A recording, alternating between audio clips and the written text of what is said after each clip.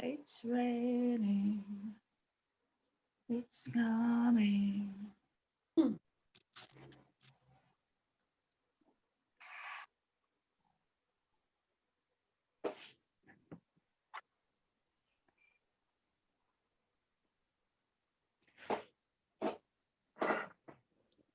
Oh.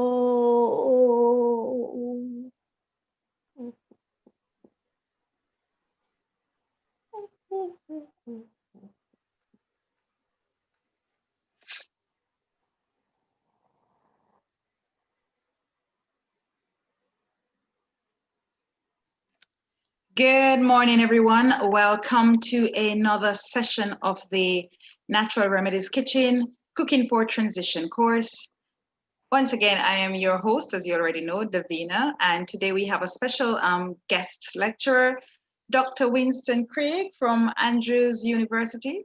He's a nutritionist, he's a scientist, he's an excellent, amazing teacher, and one of the best teachers I've had. And he's here today to teach us about soy and its challenges and health benefits, as well as legumes. And he will also be letting us know if it is okay to eat corn or not to eat corn. However, before I hand over to Dr. Craig, we will begin with prayer. Can I ask Sister Constance to pray for us, please, to begin? Father God, we're so very grateful to you, Lord, that we know you and we know that we are known by you. Thank you for this great occasion, Lord, where we could come together and we could learn about a food that you want us to eat so that we'll be healthy, Lord, because you're also concerned about our physical health. Thank you, Lord. Just lead Dr. Craig and Davina and all of us, Lord, that we would focus. And we just thank you because we're going to gain so much today. In Jesus' name we pray, oh Father. Amen. Amen. Amen. All right, Dr. Craig, you are on mute. So if you speak, we will see your mouth moving, but we won't hear what you are saying. So you can unmute yourself.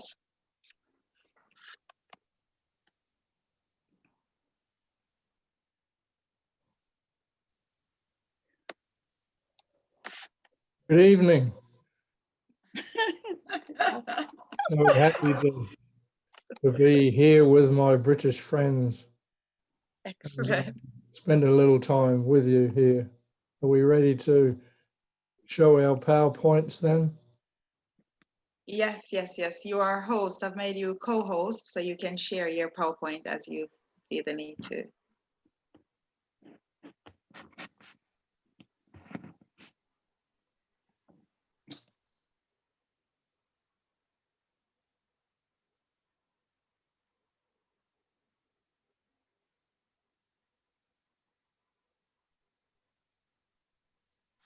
My.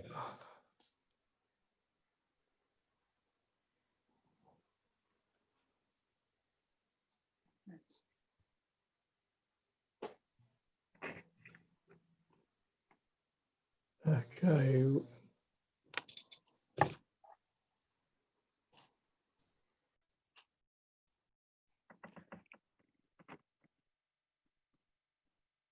Are you seeing anything yet? Yes. Yes, yes. Yes. Please do take notes in this class because we may not have access to these slides. So please do take notes, okay? Okay. Thank you. We are talking about legumes this morning. I'm sure most of you who are in this course are very excited about learning more about food, and food is one of the most enjoyable experiences, the eating of it that we can have on a daily basis. And I'm sure you all have favorite foods like I do: avocados, mangoes, raspberries, other foods. But today we're focusing on legumes, and so we want to look at what are about the value of legumes. What do we mean by legumes? Well, you can see here we're talking about peas, beans, and lentils. And when they are eaten with grains, they provide high quality protein. Especially, we want to eat them with grains for reasons we'll explain a little bit later. They are considered better than eating meat or other animal proteins because they are very low in saturated fat and cholesterol, which we know are detrimental, especially regarding cardiovascular disease. They are rich in color compounds we call phytochemicals. So the different reds and browns and blacks that we have in beans, these are all pigments which have health promoting properties. In soya bean, there are some unique phytochemicals. Phytochemical simply means plant chemicals placed there by our creator. They not only protect the bean against infestation, they protect the bean against bugs and microbes, but when we eat them, they provide health promoting properties. The isoflavones are very unique in soy, and so we will look at some of the special advantages of soy. The carbohydrates in legumes, we don't typically think of peas, beans, and lentils having carbohydrates, but yes, they do. And for some people, they may produce a gas if eaten in too great a quantity. But these carbohydrates are unique in that they provide a slow release into the bloodstream. So our blood glucose responds slowly. We call this low glycemic index or low GI. And this is useful because it smooths out blood glucose effect and doesn't spike like you get when you have a candy bar or a Milky Way or Snickers bar or whatever you call them. In the UK, I forget now. I travel so much, I forget sometimes what they are called in different places. Legumes are also very rich, one of the major sources of soluble fiber. And soluble fiber is very useful because it flattens cholesterol intake and it lowers the blood glucose. So it protects us against cardiovascular disease and diabetes. And then the fat that is in beans is a polyunsaturated fat, PUFA, polyunsaturated fatty acids, and these also help lower triglyceride levels and cholesterol levels. So when you look at this list, you would say, man, this is a wonderful array of properties and benefits. And that's why health organizations say that we should have a minimum of 1 serving of legumes per day. And a serving would be at least a half a cup of cooked peas, beans, or lentils. Now, what about the nutrition? Well, you can see the list here: vitamins, minerals, fiber, phytochemicals, all of these things are found in a serving. And as I mentioned, at least 1, maybe 2 servings a day is recommended for good health. If we look at all the different food groups, we've listed them here. Fruits and vegetables are grouped together, and then legumes, including soy, whole grains. We want to emphasize whole grains because refined grains have 3/4 to 90% of the vitamins and minerals and phytochemicals removed, so they don't give us the full benefit. And then the nuts and the seeds. When we look at these groups and we consider the major diseases that we are faced with today, in Western society: cardiovascular disease, diabetes, and cancer, and then osteoporosis.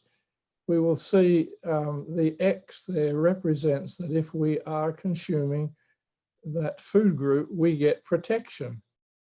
And so you see, eating a plant-based diet, consuming these different food groups, we have good protection against the major killers in our society. With osteoporosis, it can also be a killer.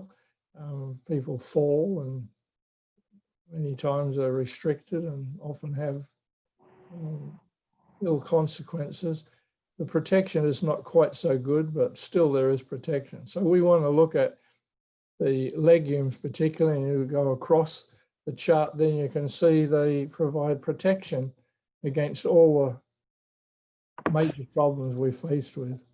Just to give a few quick examples here, when we eat legumes on a regular basis, we are statistically protected against risk of death, mortality.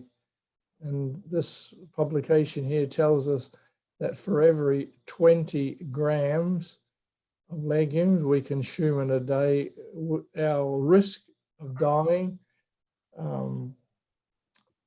decreases 7-8%. So 40 grams, about 15%.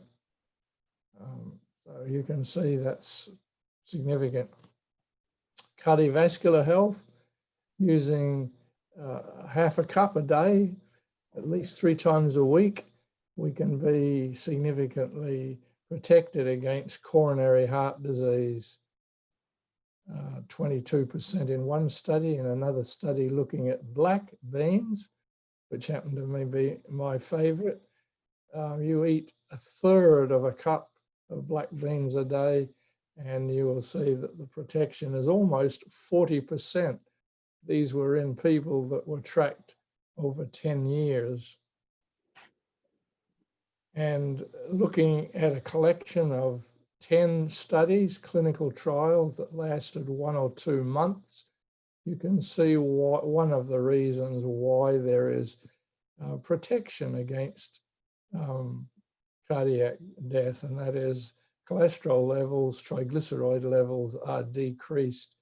You can see the numbers there, depending on which system you're looking at, milligrams per deciliter or millimoles per liter. You can see there is a significant drop, particularly in your, looking at your total cholesterol. The HDL, which is your good cholesterol, you actually see there are increases. So this is double benefit. Now, these studies looked at a variety of beans, not just soybeans.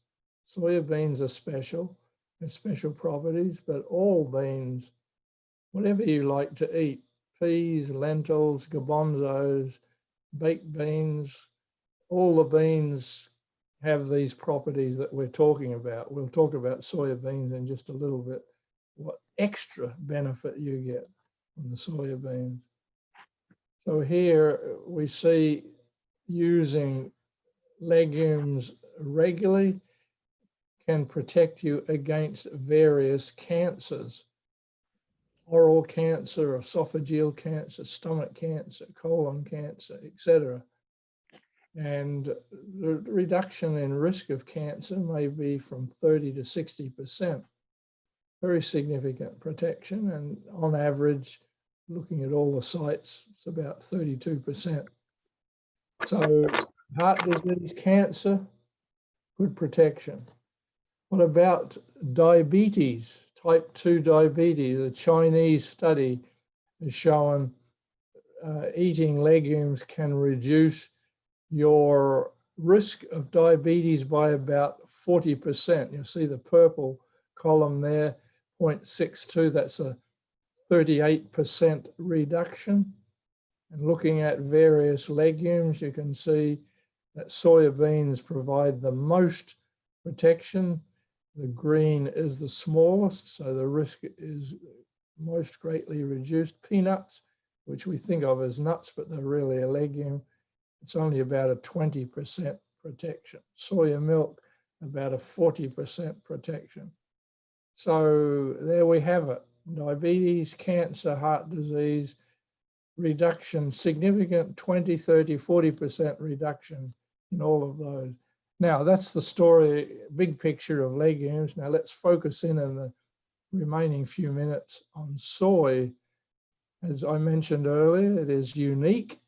It has these significant level of what we call isoflavones. These are certain chemicals with aromatic rings that are very much health promoting. And the two major ones in soy are genistein and diadzine. Now, if you're reading health magazines, you may see these names mentioned. These are the compounds that the creator put in soybeans. And when the soy is processed into the granules that you use in your cooking for making casseroles or entrees, these compounds are preserved. They are attached to the protein, so you don't have to worry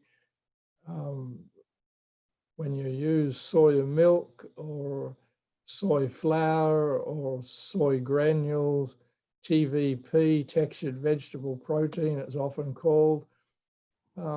These isoflavones are captured, they are retained with the soy protein.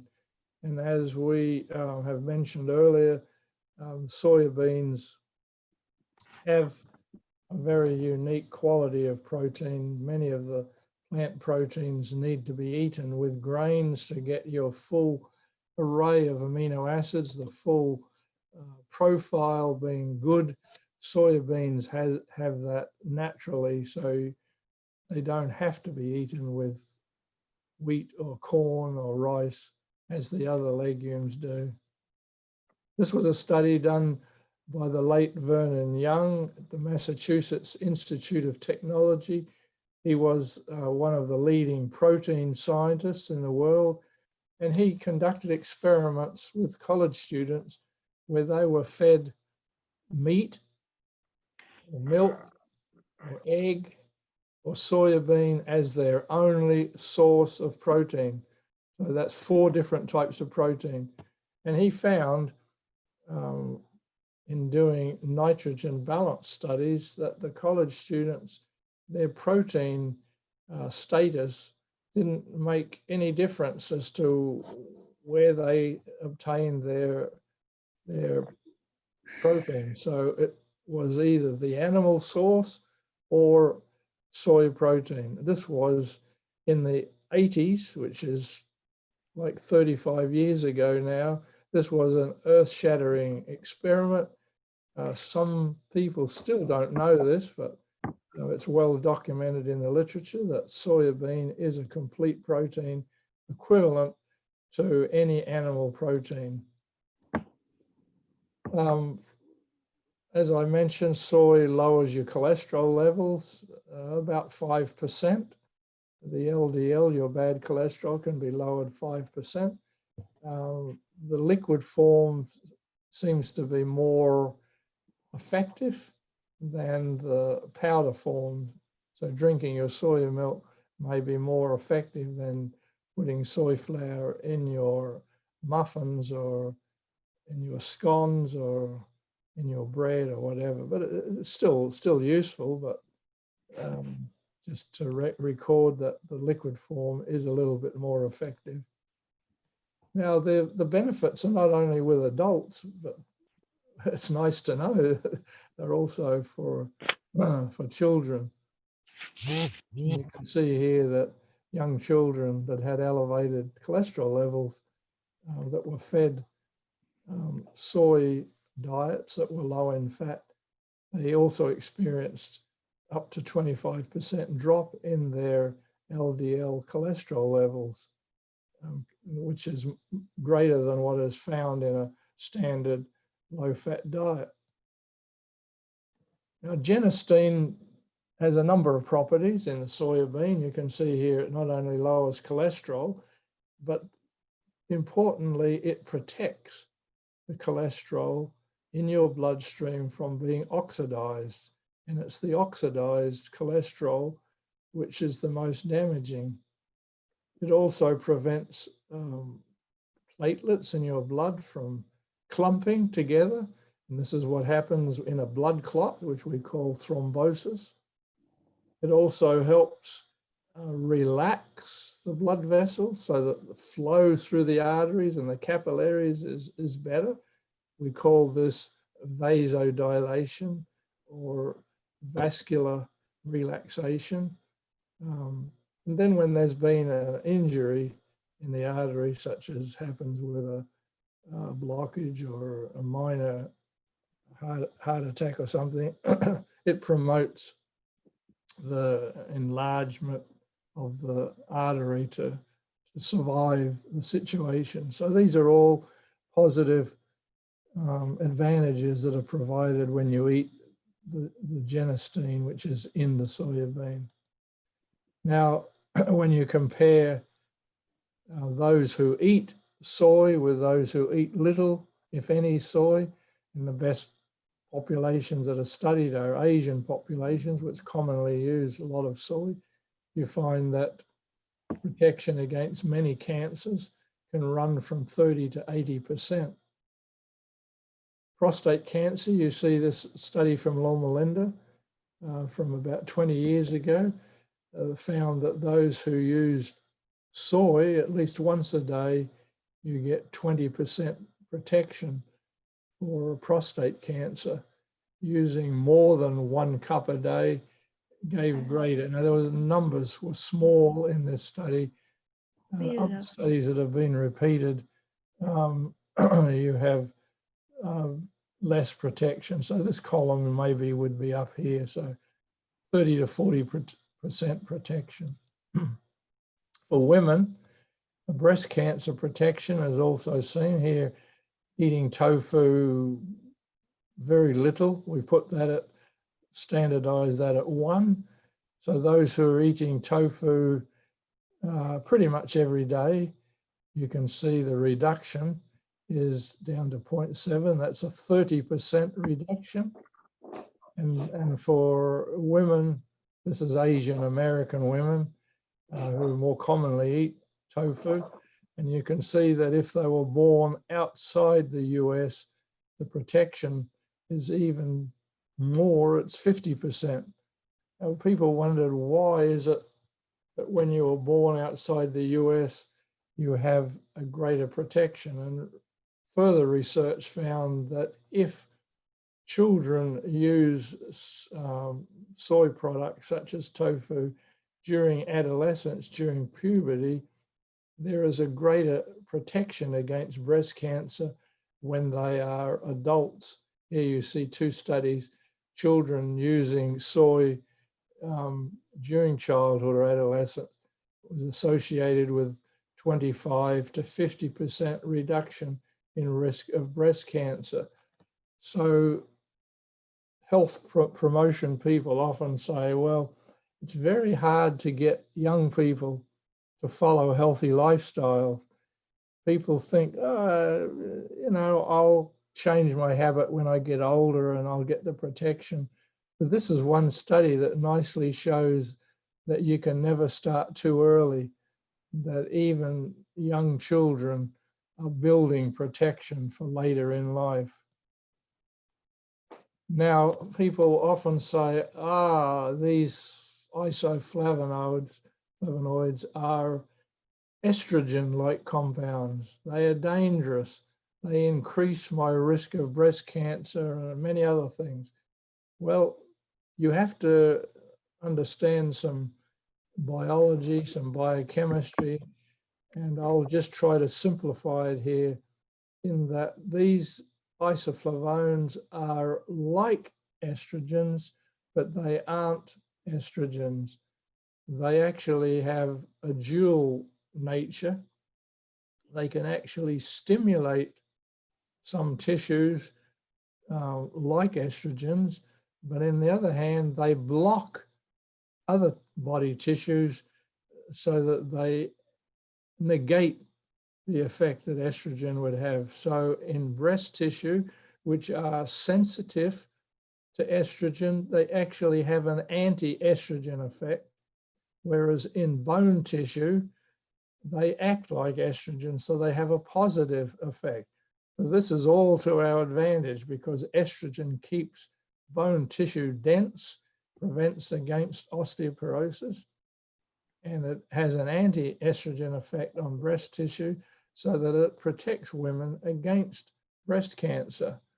So there are different ways of these isoflavones acting in the body, and so they are commonly called by research scientists today as SERMs, selective estrogen receptive modulators. They modulate the receptors to behave, they lock into the estrogen receptor where the estrogen would go, and they change the behavior, either helping protect or strengthening bone, or whatever we've mentioned here. So we don't need to fear that these isoflavones are providing havoc in the body. They actually work in good ways for us. The anti-cancer activity of soy is provided not only by the isoflavones, but by other phytochemicals, a whole array of them. There are phytosterols. These are plant sterols similar to cholesterol. They block cholesterol uptake. They interfere with the way cholesterol is metabolized to our advantage.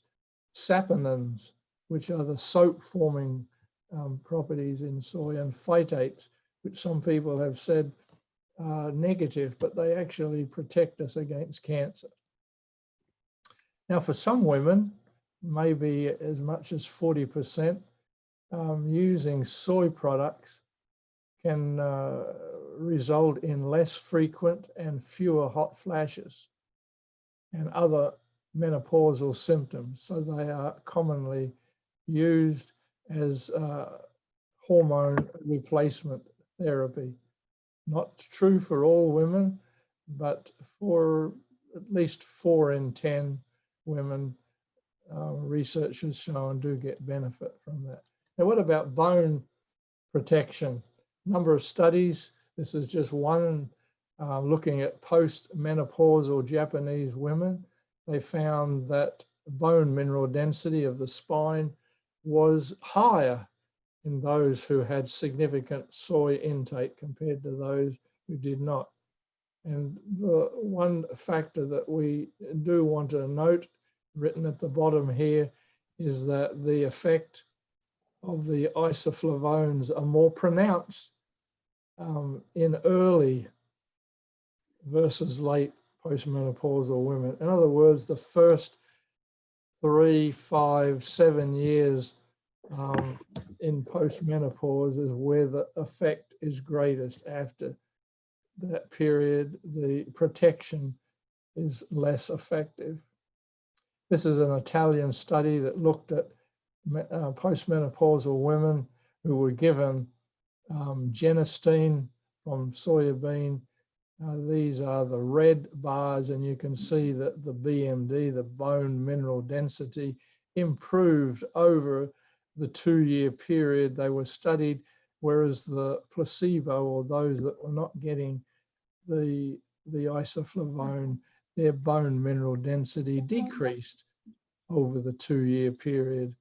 And they did some interesting biochemistry that basically showed that the markers for bone growth were improved, and the ones where bone disappearance or breakdown were diminished, giving an understanding as to why the soy is protective.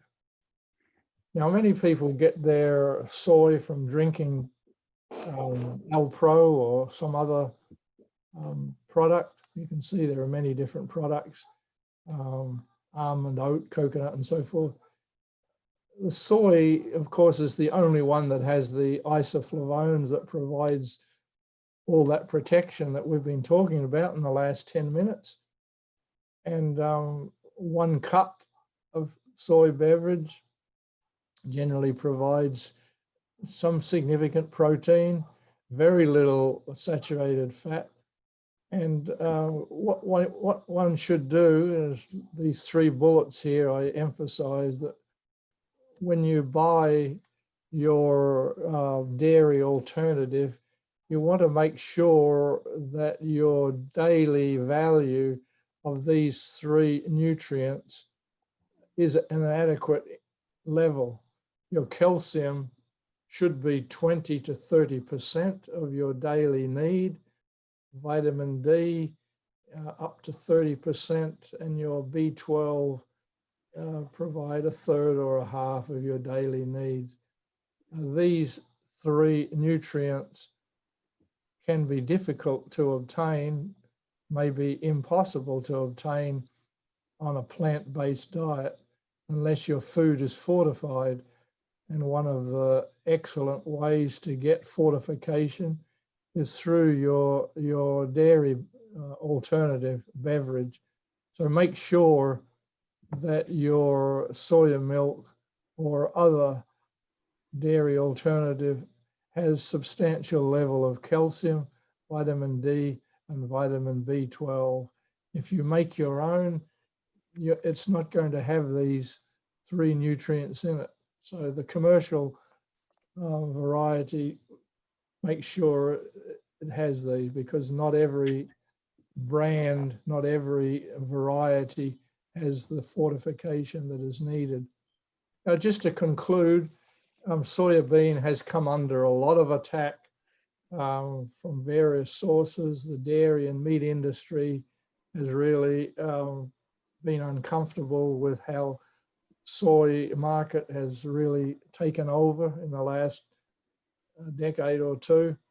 And you find criticisms, some of which are listed here, claims that soy has an effect on the thyroid. It interferes with male fertility and causes men to become effeminate. It enhances the risk of breast cancer. It's dangerous for infants.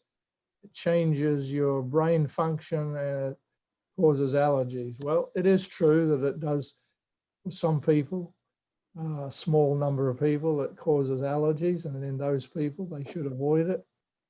Let's just take a look at some of these things quickly regarding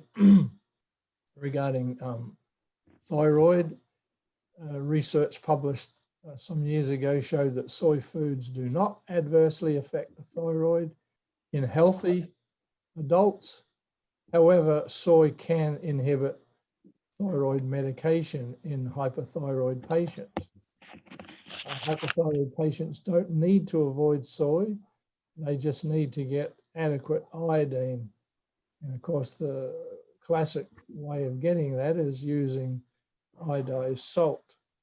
There are other foods which interfere with thyroid medication, not just soy, cabbage, millet, kale, Brussels sprouts. So if you're hypothyroid and taking medication, one needs to be careful. Okay, what about breast cancer? You can see from the green and the red bars here that as women increase their intake of soy, their risk of breast cancer went down. Okay, using 10 milligrams a day, 12% reduction. Using 20 milligrams a day, 29% reduction. So the more isoflavones you eat, what does that mean? That means more soy products you eat, the greater the protection. Now, that doesn't mean that we eat soy at every meal. No, no, no, that's overdoing it. It's recommended that 2 servings a day, like a serving of tofu and a glass of soy milk, is adequate to provide you with the benefits. Okay, so like with everything in your diet, as you are being taught in this course, moderation, avoidance of things that are harmful, and enjoyment in moderation of the things that are good. Now, what about reoccurrence of breast cancer? The Shanghai study that was done on almost 1,500 survivors they found that eating soy did not increase their risk of recurring breast cancer. So there was no effect, no adverse effect on breast cancer survival. So the general recommendation is that if you use soy modestly and you get breast cancer, you can continue using soy. If you get breast cancer and you haven't been using soy, the recommendation is probably not to start using it. So in other words, continue what you are doing. It doesn't have a major effect. Now, what about children? Oh, these are female like hormones. People try to scare you. Oh, these are dangerous. They'll make children get all kinds of strange things happening to them. Well, the research shows otherwise. Soy formulas have actually been in commercial use, consumer use, for over 6 decades. Millions upon millions of infants have been using these all over the world. And what has been the observation? No endocrine effects, no growth defects, no changes in the timing of puberty. The isoflavones appear to have a low affinity for estrogen receptors. So while they are consuming a lot of these estrogen-like compounds, they apparently do not have any effect negatively. Children grow the same way as milk fed. Of course, we're not recommending all children use soy. We prefer breastfeeding as the best and the standard, the gold standard. But if that is not possible, then soy is not a negative for the children's health and growth. So in summary, soy is nutritious, it's healthy, it's safe. We didn't mention this, but a whole nother lecture could be given on the carbon footprint. It's good for the environment, different from beef, which really hurts the environment in terms of greenhouse gases and water consumption and pollution from pesticides and so forth. Soy, like most legumes, or rather all legumes, protects against cancer, heart disease, cardiovascular diseases. It diminishes bone density losses in older women, these are all positive things. It does not increase the risk of recurrent breast cancer, and it does not diminish male fertility or cognitive function. We didn't show that, but I can just mention that the Chinese population is approaching 1.5 billion, and male fertility doesn't seem to be a problem in this population that consumes huge quantities of soy. The population continues to expand. Now, I was asked just to mention a brief statement or two about corn. This has been around for 40 years. It's legally, it can be used to enhance food quality. It's a meat substitute. It's essentially made from a fungus, Fusarium venenatum. They ferment it, they feed it glucose and other nutrients, and the fungus develops this protein. So it's called a mycoprotein because myco means it comes from a fungus. The two qualities of this is that it's rich in protein and in fiber. So it's commonly used as a meat alternative or substitute because it has this meat-like texture. The fiber makes it have that texture.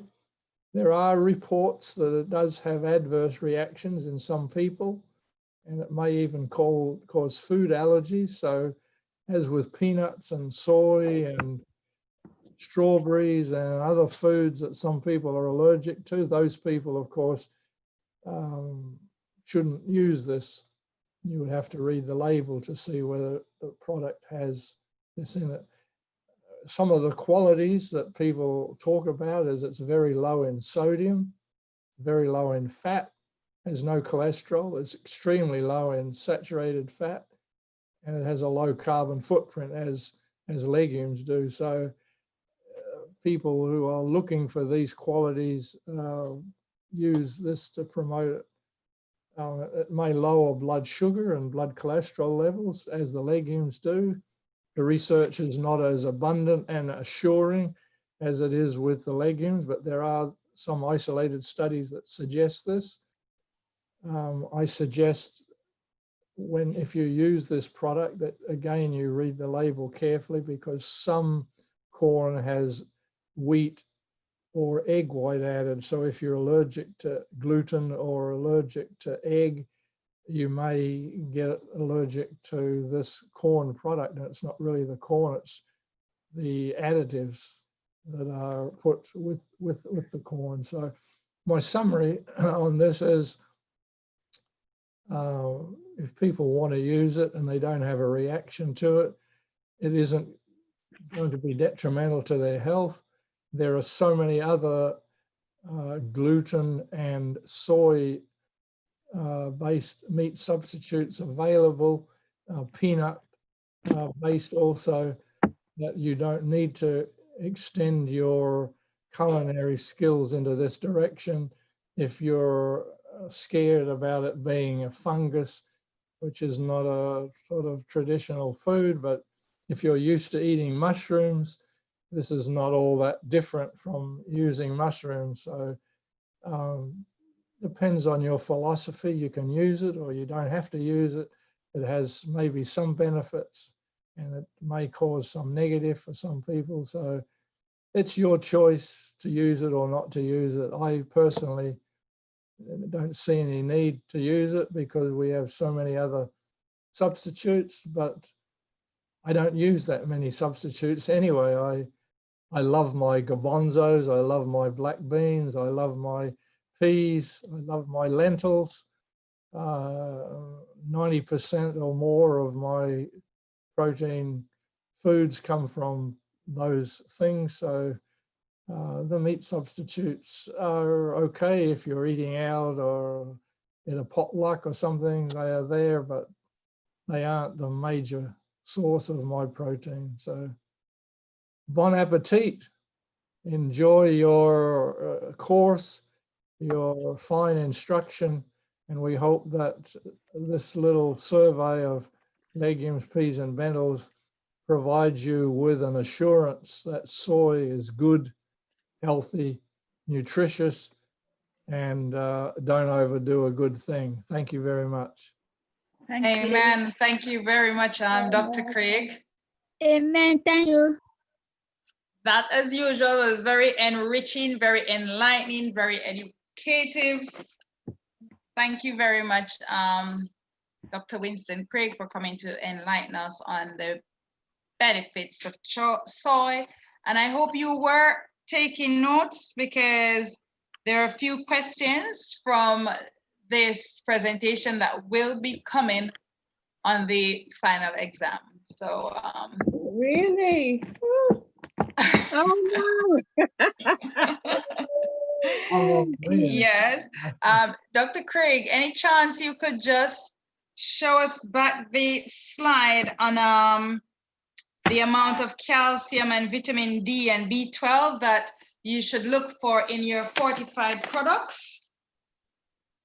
Yeah. And how do you find how do you know that it's there in your product? Well, in the UK, I understand that you have food labeling laws, so it should say on the side of the carton, it should have different nutrients that are listed there, and how much is your daily value with a percentage. It should be there right on the side of the. I can't find my Alpro carton here in my library right this minute, but Let Oh. me check my. Okay. Yeah.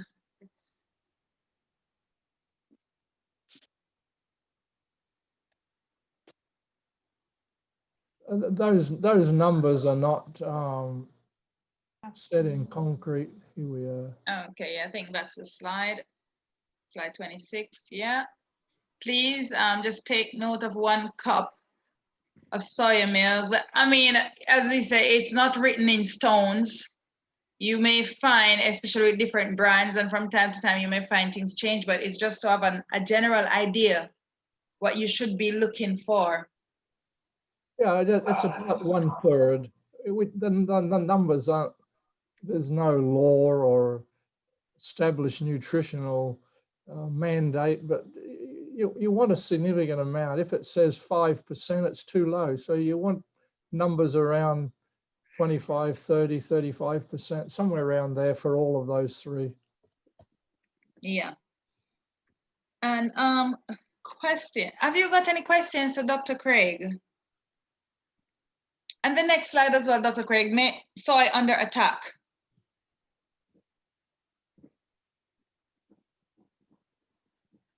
I have seen the last time we had this lecture, Dr. Craig showed this presentation, and then I still got questions about things that were covered in the lecture. So I'm gonna encourage everyone to go over this lecture, listen to it again on the YouTube. It's live, it's actually public on YouTube. So please do listen to it. Make sure that you understand it. If you don't, then come and ask me questions. If there are any questions I cannot answer, I will forward it to Dr. Craig. But one of the last things I want to see is after this class, which is such a valuable lecture, people go on public platforms and ask questions that don't make a lot of sense. All right, because I've seen it happen. So people sometimes are not paying attention in the classes, so you miss valuable information that you have, that you've come to gain. And then, when you learn stuff like this, when you hear foolishness being spoken of, you should be able to draw for some research and say, this research says that, this research says this. Those who are having soy or attacking soy need to show valuable research. Half the time it's just opinion. They don't have any research to back up what they are saying, or they may show you some research, because I've been attacked before by saying soy is good for your health. And I said, okay, show me your research. And I was given some research that used, I think, 13 people. I said, really? In comparison to a world with about 7 to 8 billion people, you're going to show me a research which showed me 13 people that was already sick with cancer, and then tell me that soy is bad? That doesn't make sense. It doesn't stand up as a research, especially compared to when you're seeing research showing thousands of people. You have to sometimes just send people back to their drawing board, especially when they're coming headstrong with certain points. So it's important that you pay attention and go over and make sure you are knowledgeable and you understand what has just been taught. Okay. Any questions for Dr. Craig? Yes, I have a question which relates to legumes in general. Okay. Dr. Craig, you did mention that sometimes eating a lot of legumes can cause gas in certain individuals. Do you have any suggestions of how to mitigate that? How to reduce the effect? Yes. Okay. Yeah, there are a number of things. There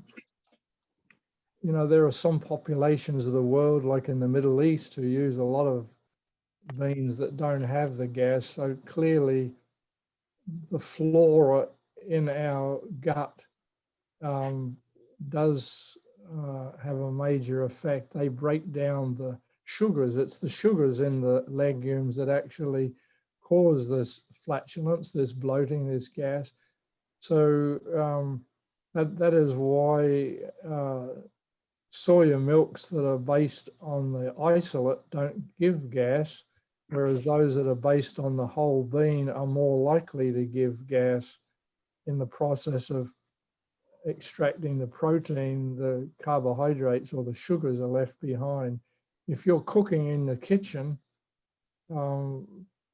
soaking your, if you're preparing your beans yourself, soaking the beans and then discarding the water and soaking them a couple of times and discarding the water is good. What we have found also is if you soak them and then put them in Ziploc bags in the freezer, and then when you want to use them, you take them out of the freezer and drop them into boiling water to cook them. So you soak and then freeze and then cook them. That this tends to diminish. Some people find that eating certain herbs like parsley with legumes may help. Now, these are not tricks. These are just observations, anecdotes that people have given to me.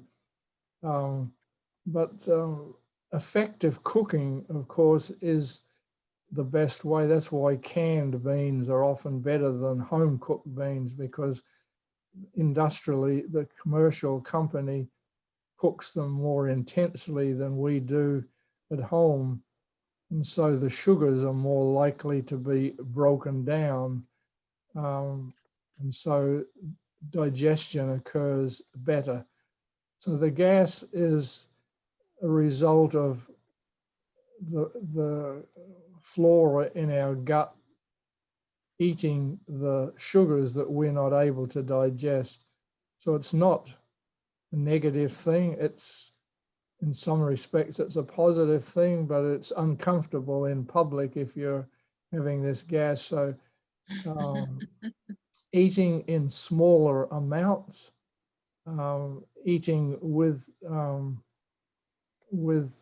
some herbs may help, but the cooking and the freezing, I find, is perhaps the greatest way of knocking out this flatulence, this gas promoting thing. But then keep in mind that if you're using products like soy beverage, select the one that is made from soy protein rather than the whole soybean if you are having trouble with the gas. If you're not having a problem with the gas, using the whole bean is excellent. Does that help? Yes, it does. And I guess part of the reason why I also asked the question is that oftentimes people will use that as a reason for their not eating beans at all or incorporating them in their diet very rarely. So I guess it's helpful to then propose ways that would help them reduce the effects of gas after eating them. So yes, it's very helpful. Thank you. Well, I think there's another thing, and that is there's about 24 different types of beans, and not all beans behave the same way with people. So if somebody is complaining like you're describing, then they should change the bean. You know, I found that myself, that there are some beans which are not as easily digested as some others. You know, I find, you know, I mentioned that I like garbanzos and black beans. I have no problem with those.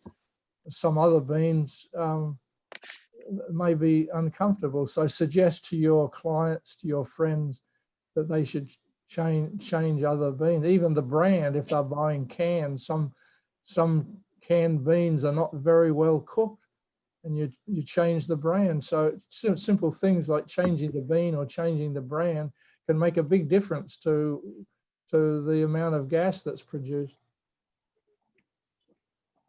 Okay, thank you very much. I appreciate that. You're welcome. Okay. One question, Dr. Craig.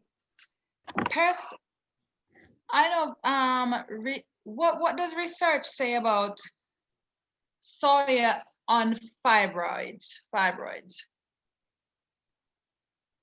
I don't know that there's any research, any connection. Some people claim there is, but I think it's very difficult to hang a case on that.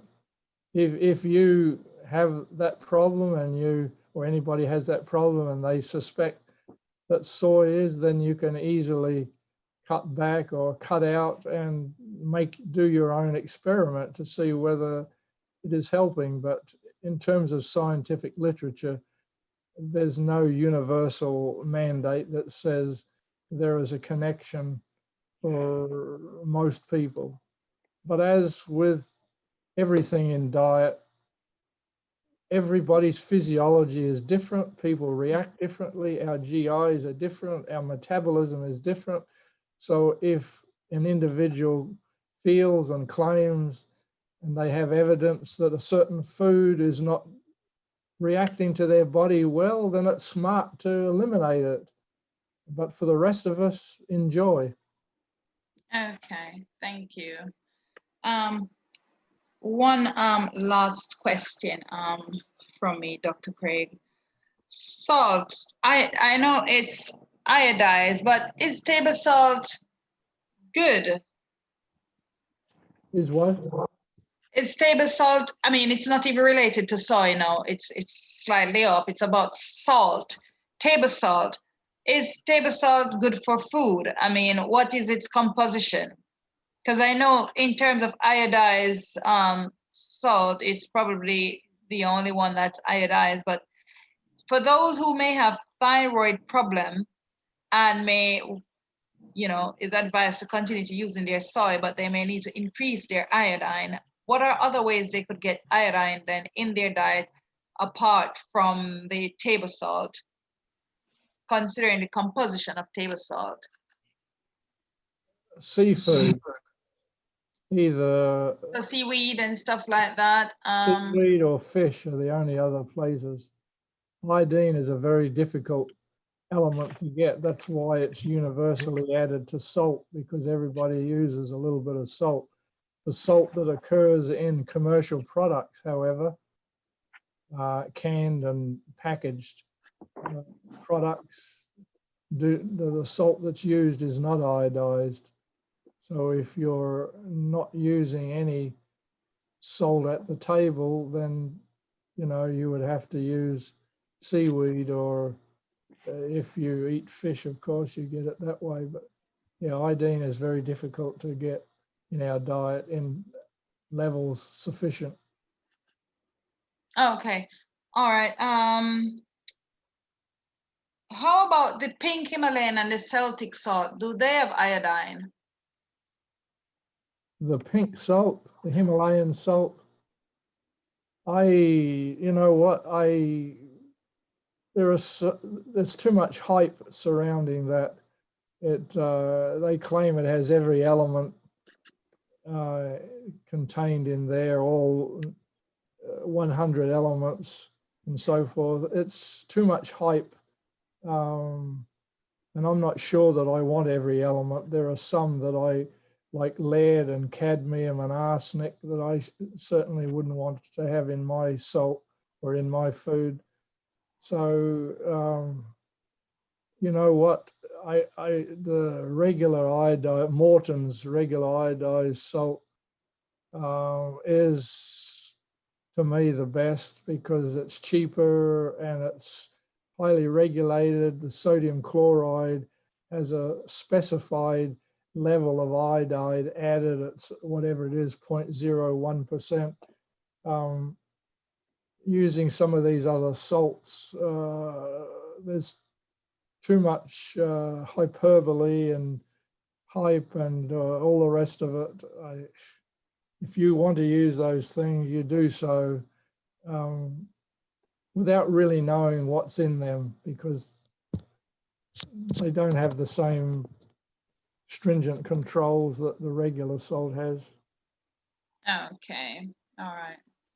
Okay, thank you very much, Dr. Craig. Are there any more questions for Dr. Craig?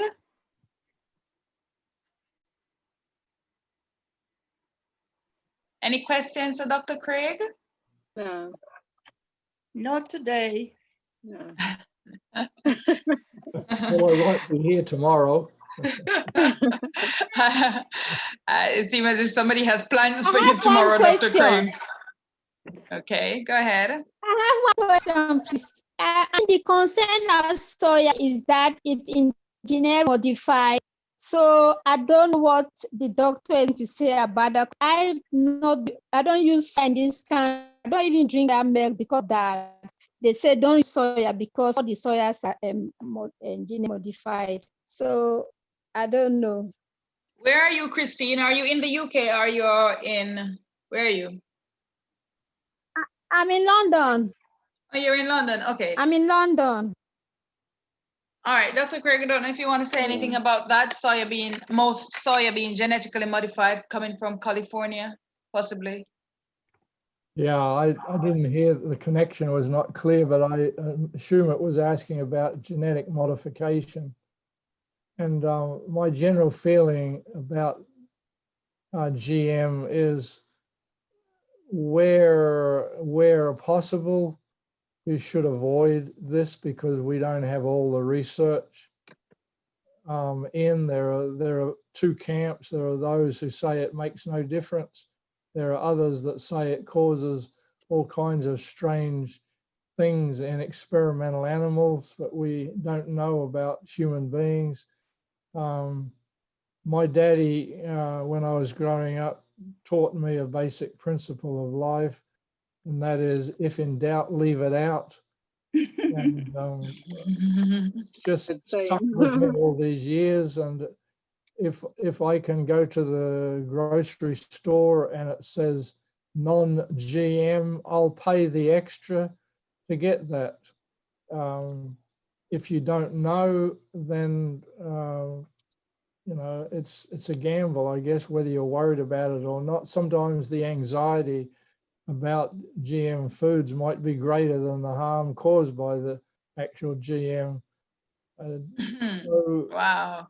I think we shouldn't be overly anxious about our food, but nevertheless, we should be cautious.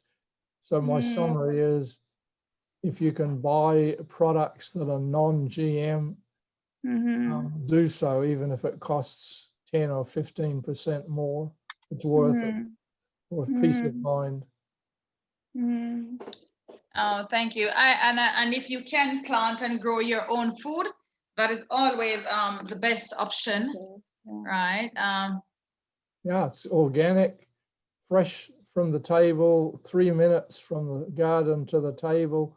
The big tomatoes we're eating and cucumbers we're eating straight from our garden. The flavor and the color, it can't be reproduced in the supermarket, believe me. Exactly. Amen. Okay, thank you, Dr. Craig. Any last question?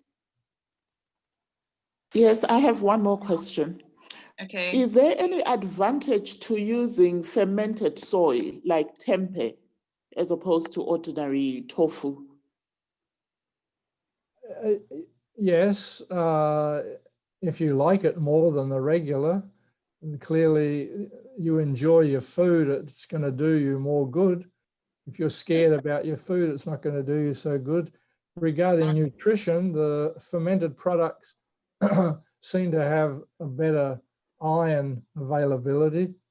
So if you're anemic or have that risk of iron deficiency, maybe your miso or tempeh is an advantage. But in terms of the isoflavones, in terms of the health properties, it doesn't really make any difference. It's neither better or worse. It's basically the same. So whatever you enjoy, you should use it. Okay, brilliant. Thank you. One last question, Dr. Craig. How often should we eat beans? Every day? Yep, every day. Excellent. 1 to 2 servings a day is the recommendation, and a serving is about half a cup.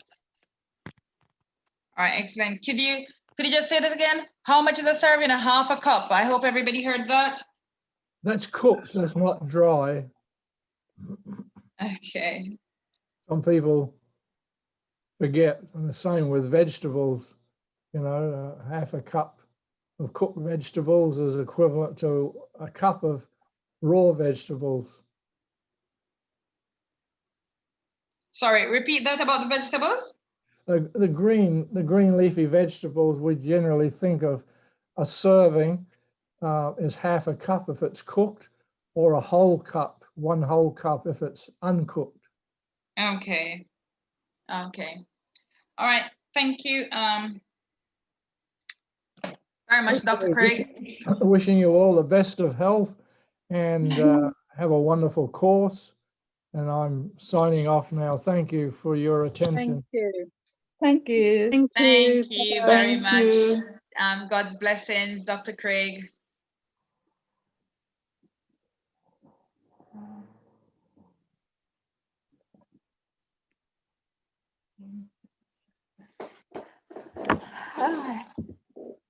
That's a whole lot to take. You can take a quick toilet break before we go into the next segment of the class. Grab your water if you haven't grabbed it as yet. I am just gonna grab mine. Give me 10 seconds, please.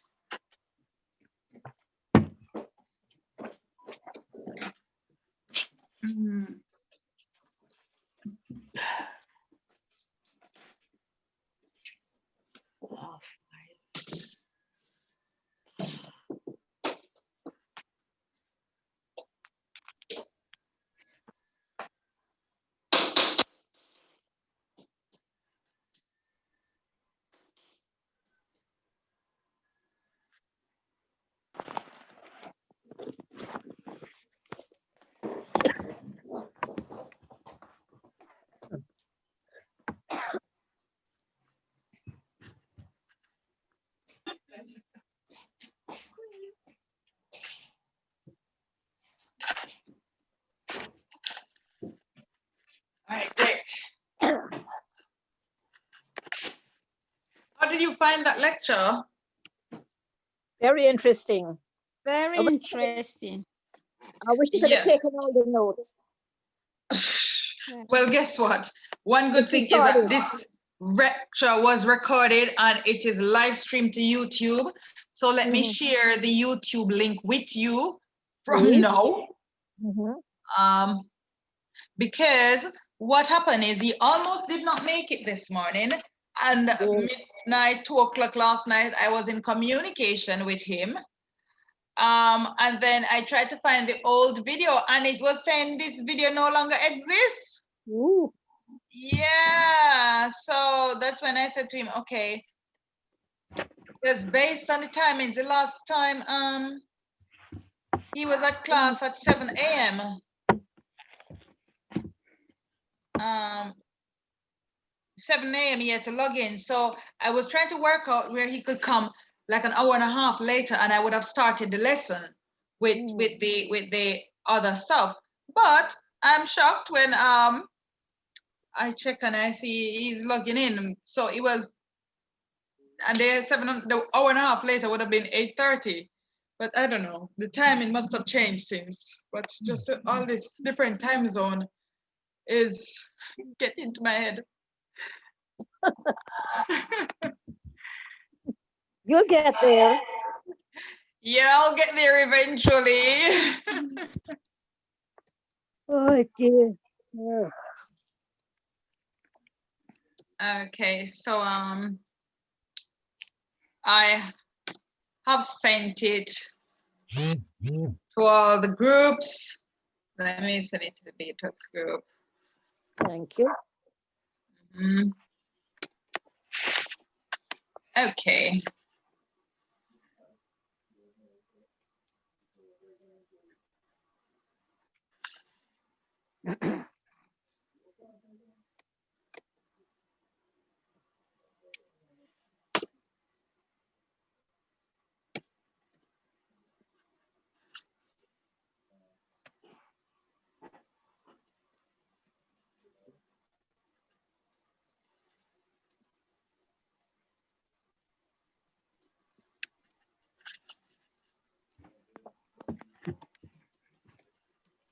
Davina, is the YouTube just is it a special YouTube, text YouTube, or is it the YouTube that you are using? Is Sorry. it protected? But this one I've sent you is public, but the others I've done them as unlisted, which means, I don't remember what it means, but when I've done my research, when I did my No, research. I'm talking of the YouTube. Yes.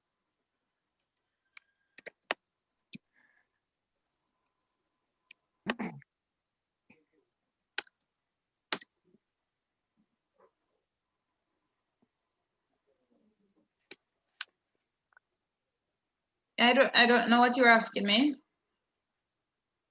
Now I was asking you that if we go to YouTube, anybody goes to YouTube, we isn't able to see it, or is it protected with a special password? That's what I was asking. Yes, so sometimes I may have to send you the password, yeah, because it is for the students only. So when I set it up, yes, I will need to probably send you a password. If you cannot get on from the link I send you, then yes, you need a password.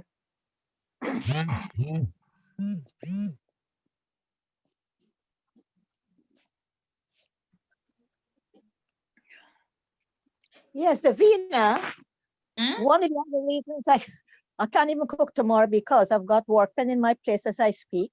I'm camping out in the bedroom. Well, You should go to a friend, man, until your place is fixed. yeah, on Tuesday I was sitting outside in the garden and the neighbors decided to come and chat with me. And I was trying to listen, or leave me alone. You know, you have to be polite to people, you know, because we don't see each other every day. So I thought I'd be polite to them, you know. That's true. But yes, as we speak, my small bedroom is like, I don't know what it looks like with stuff, you know, from my kitchen cupboards. But it's going to be worth it when it's finished, you know. Right now, in the bath, I haven't ripped out the whole kitchen. I'm just doing some sort of touches, you know, to make it look like a kitchen, you know. Okay, all right, that's cool. So yes, I'm relegated to the bedroom. So yes, I'll start cooking again from next week. I can't even cook Sabbath lunch tomorrow, but hopefully I'll find something in the freezer. Why don't you just go to a friend's or something? Look, you know, the nearest person I could go to, she's working from home, you know. So I don't really want to. Another person, she might be busy because she's a caterer, she's doing a little business, you know. So hopefully next week I'll be fine. I think they'll finish tomorrow. Yeah. Okay, all right. So, okay, so tomorrow is lasagna. Who will be ready to do their lasagna tomorrow? Oh, I thought it was bread. Yeah, you probably do a pita bread as well with Shelly, but you're doing the lasagna as your main dish tomorrow and a salad for your Sabbath dinner.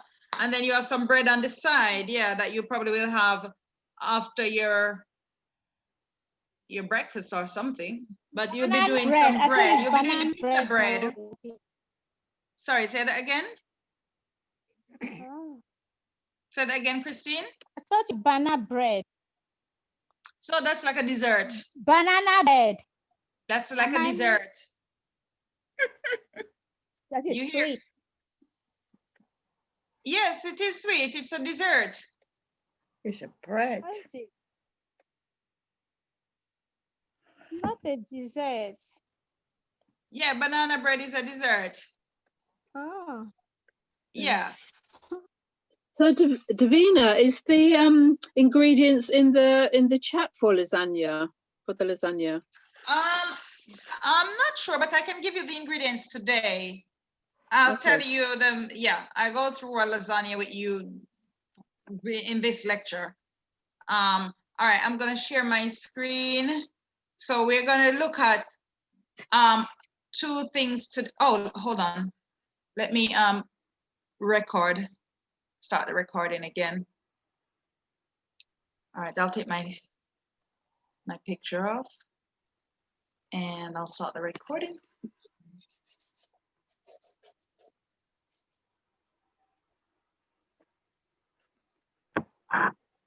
So today we're going to look at menu planning and aquafaba, but first I'm gonna do the aquafaba, and then the last thing will be the menu planning. So let me go to the other presentation.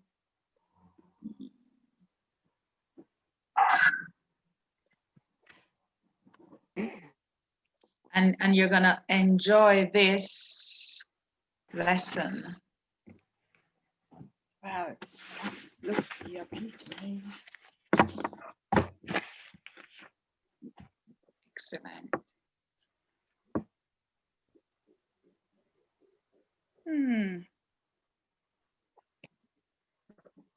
Can't see it.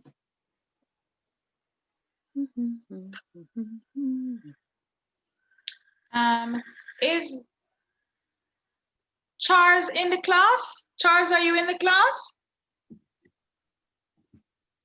I see messages from him coming through, but I don't see him in the lesson. He really should have missed this lesson today.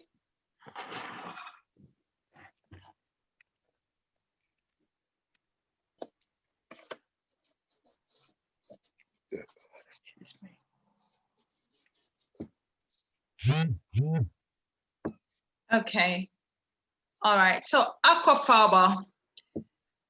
I don't know if any of you here know what is aquafaba. I feel like this is not my slide though. Hold on. Yes. Aquafaba, what is it?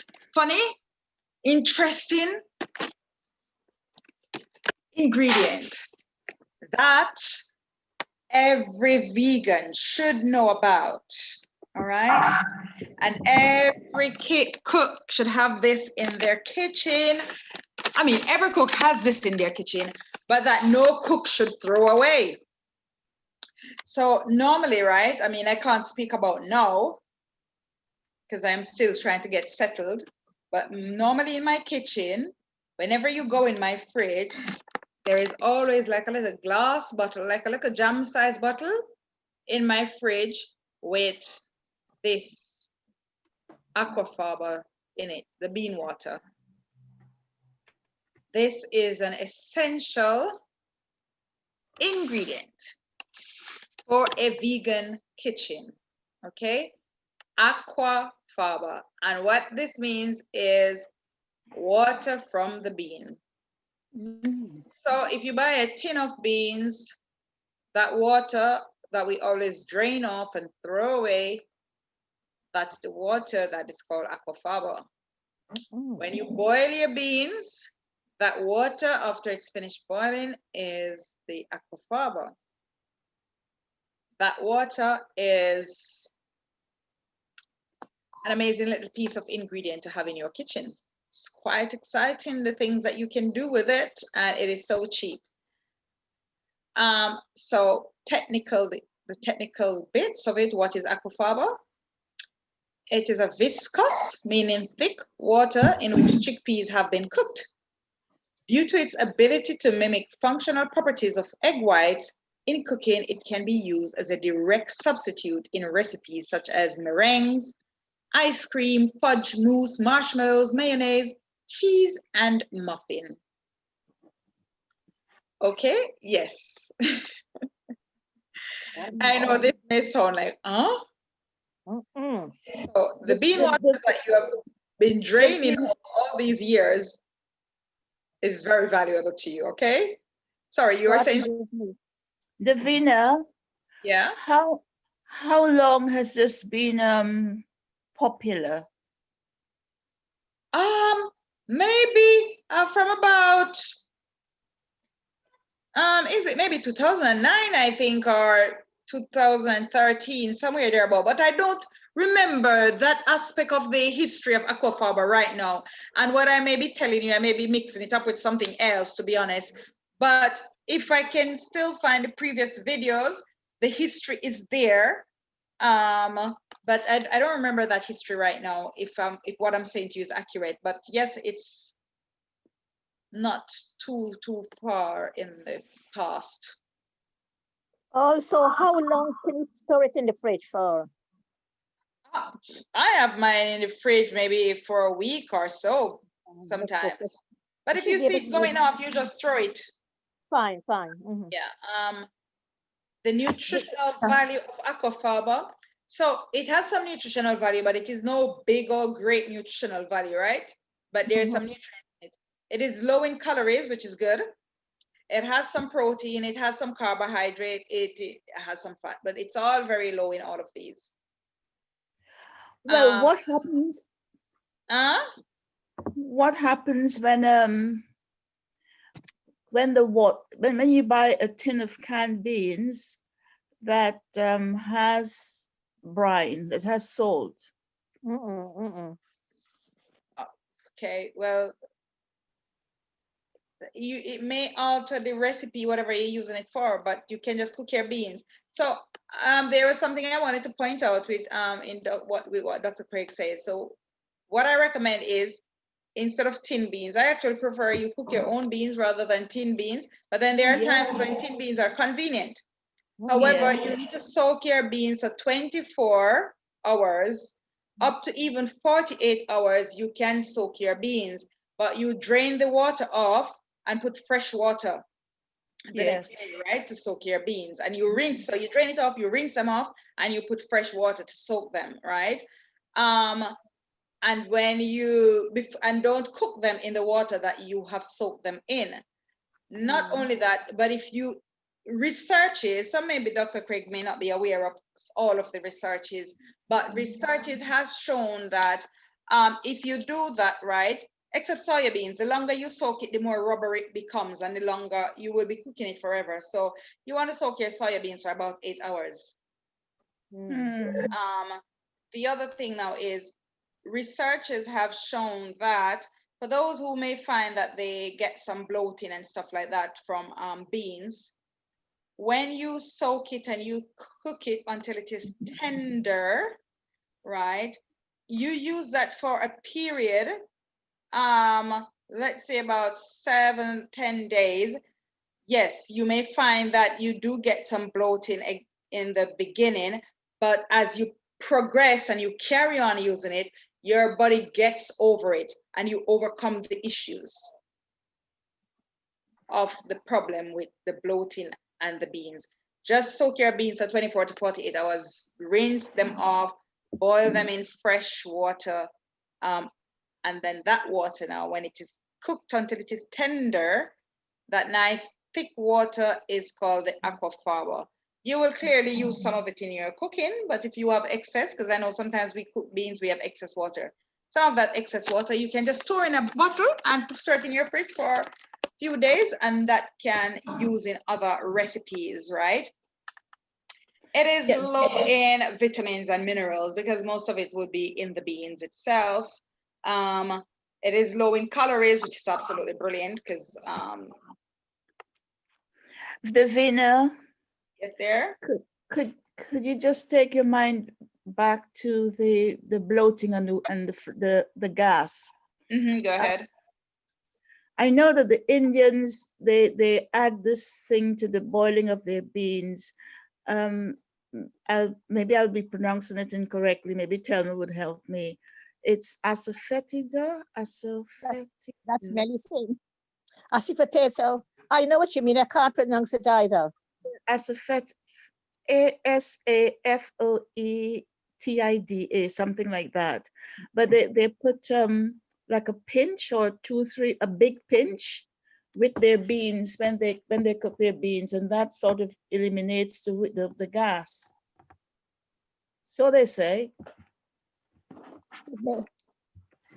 Okay, well, I don't know that ingredient, so I am not able to comment on that. Yeah. All I can tell you is that when I was younger in Jamaica, they cook in the beans, they used to put a rusty nail in it. And I can tell you now that I have studied nutrition and science, I'm going to tell you, please do not eat any more of those beans, okay? So anyone is so bright. Is that rusty?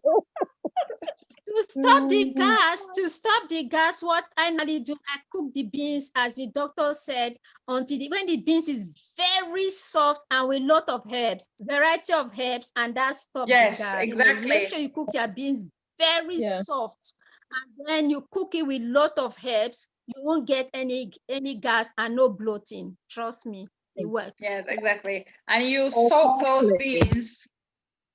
You soak those beans as well, and you will eliminate a lot of that.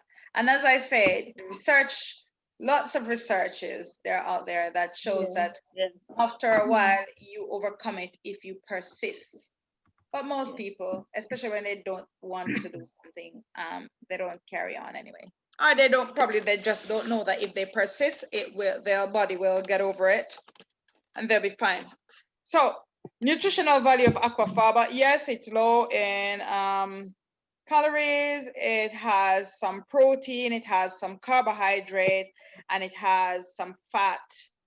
However, it contains very little vitamins and very little minerals. So how do you want to use it? Roughly about 3 tablespoons of aquafaba will work as 1 egg, like a whole egg. And 2 tablespoons will act as 1 egg white. So you may want to take a screenshot of this picture, even though I will send this to the group. But you know, if you want to take a screenshot, just take a screenshot, because some of these slides need some fixing up and you may not get it in the group right away. Or make notes. I'll move on.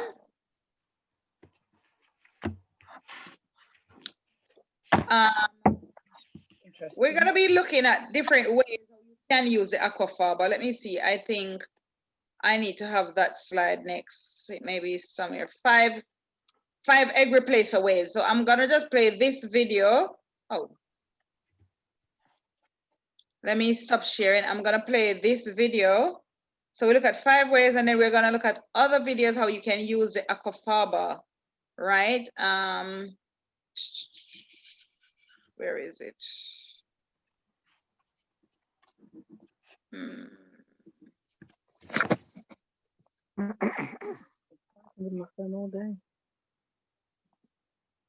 Okay, so I don't know if anybody was trying to get their soya strips. I've got some.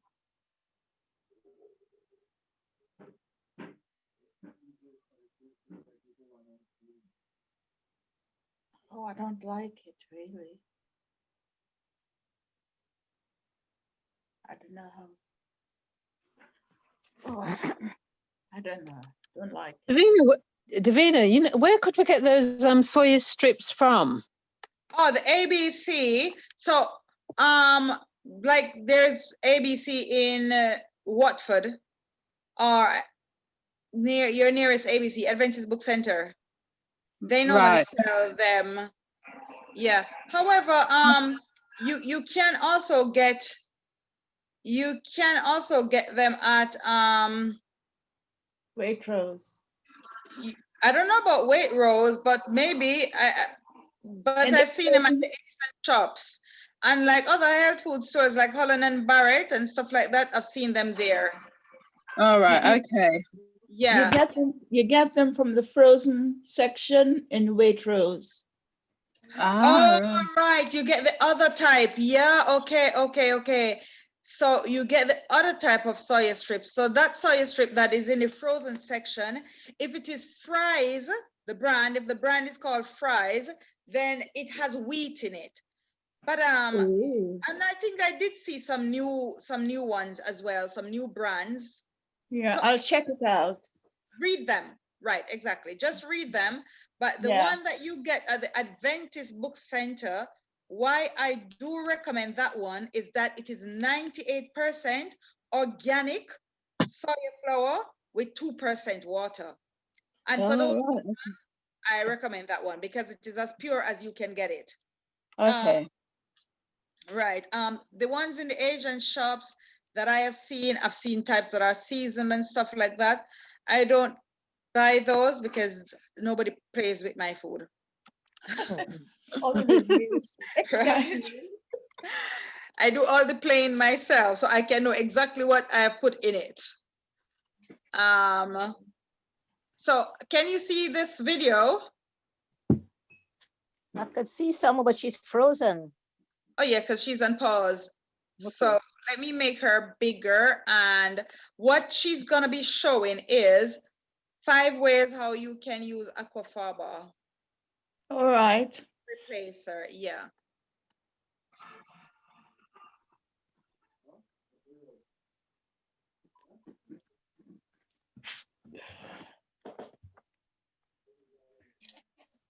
Can't hear anything, Davina. I'm not hearing anything yet. She's talking now. Oh. Are you hearing now? No. No. Introduce herself. Let me play again and you think you hear.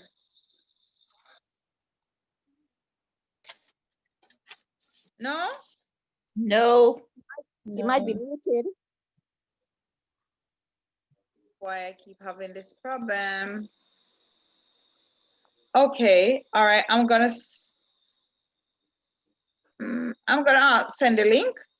I'm gonna pause the recording a bit, and I'm gonna send the link. All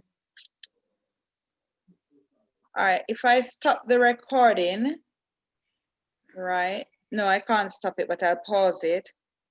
Let me try again if it is paused.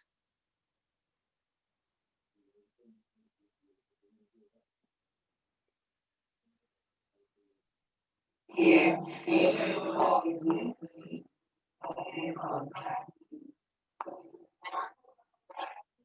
you hear? Nope. It's muffled, isn't it? She's not speaking now, is she? She's frozen. Yeah, I mean, I've paused it. But you didn't hear that where she's saying in Jamaica, this is linseed, and in over here, we call it flaxseed. Mm-hmm. I didn't get that, but I can see that's there. Oh dear. It's important. I really need to share these videos. I don't know why.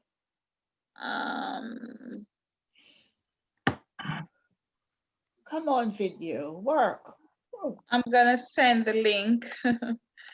I'm gonna share the link. Let me just pick the link up and share it in the group. And if someone else plays it, maybe it's not playing because I am also live streaming and recording. Maybe that's why it's not playing from my side.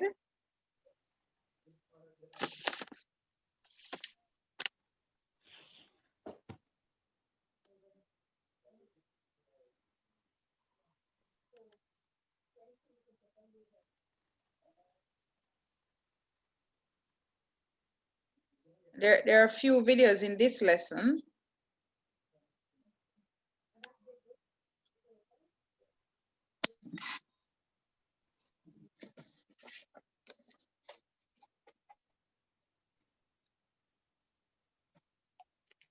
Ah, hold on.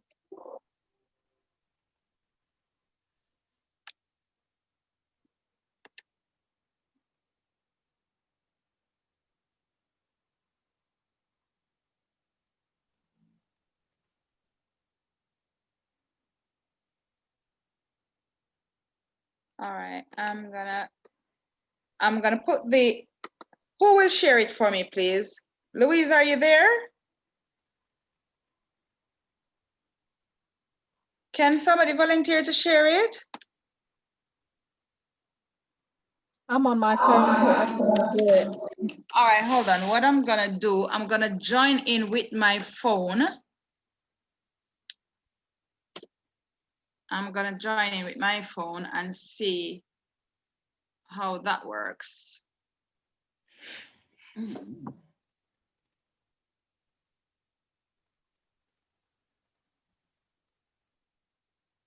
So I'm just gonna send the link for the class again.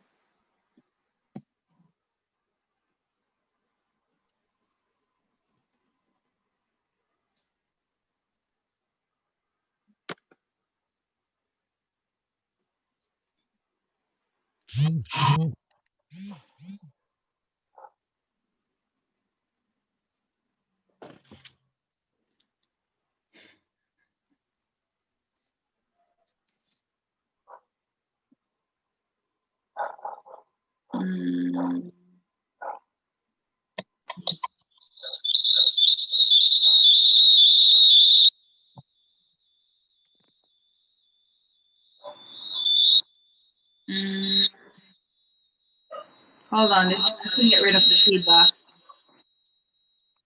I have to find a way to mute my.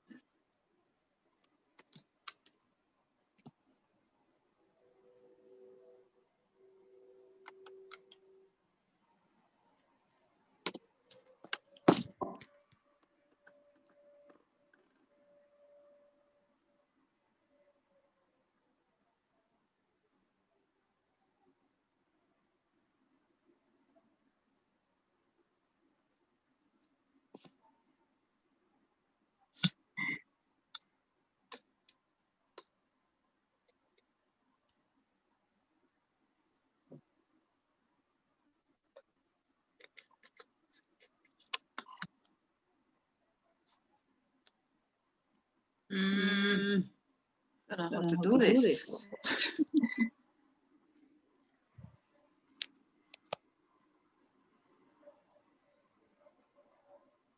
Okay, all right.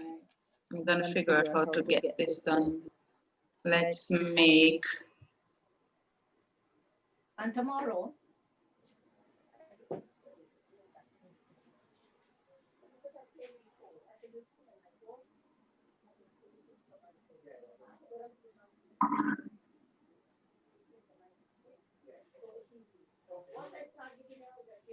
Okay. Are you able to hear me? Are you able to hear me? Yes, but there's an echo. There is an echo though.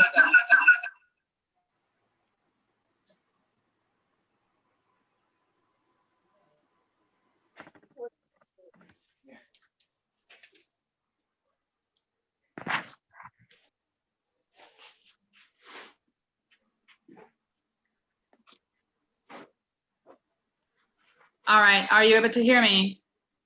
Yeah, I that's can. better. No more echoes. No. All right. So let me try this now.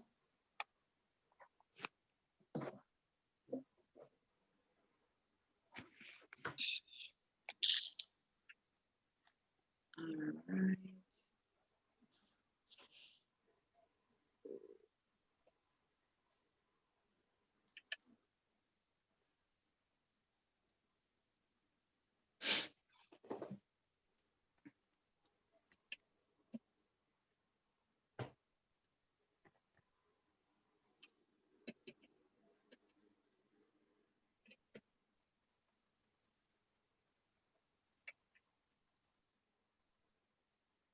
Mm,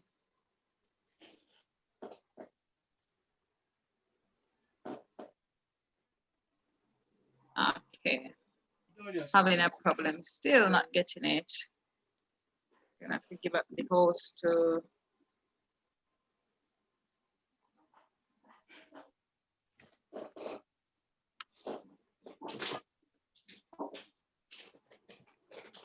Ah.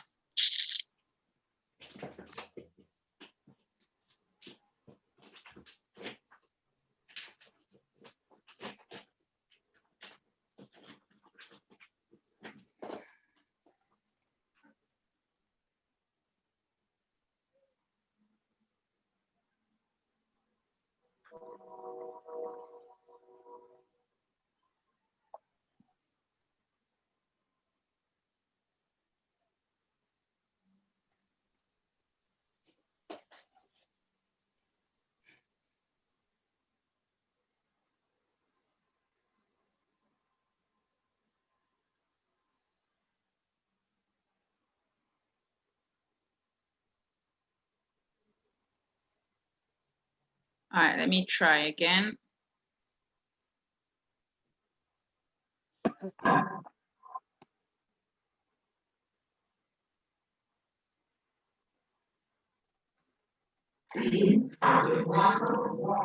Are you hearing? It's garbled. You're still not hearing?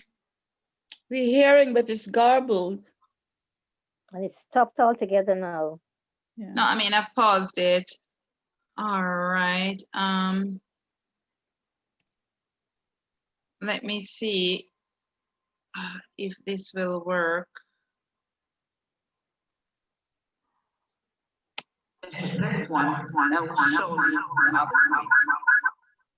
No, the echo.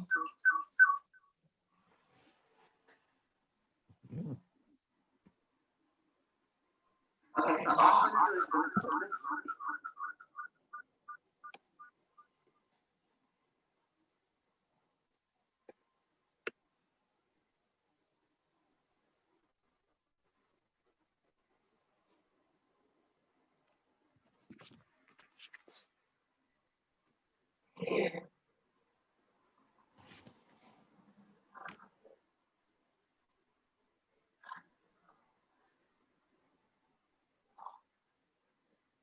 Okay, that's not working either.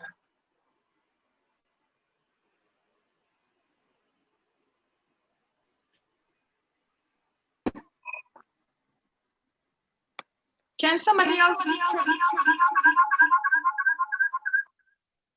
Can someone else try to play the video for me, please? Maybe it will work better from. Let me just.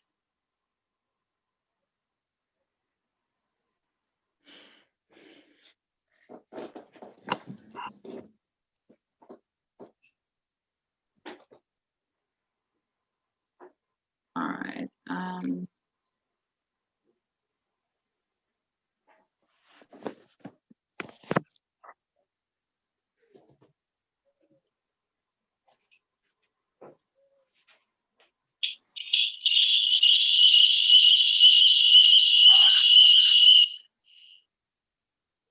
All right, I think I know what I'm gonna do. I'm gonna play it from my mobile phone, but I'm gonna put my I'm gonna leave my computer in one room.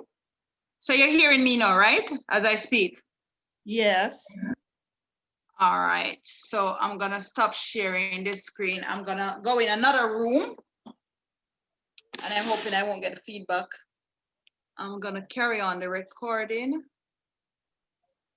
Oh, I need to give permission to share.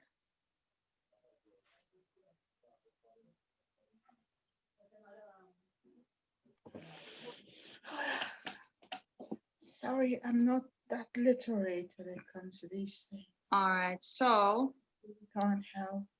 I am gonna be recording and I'm gonna go in a different room to play the video from my phone to prevent the feedback. Now I'm gonna make someone else co-host just in case I need to ask you to do something.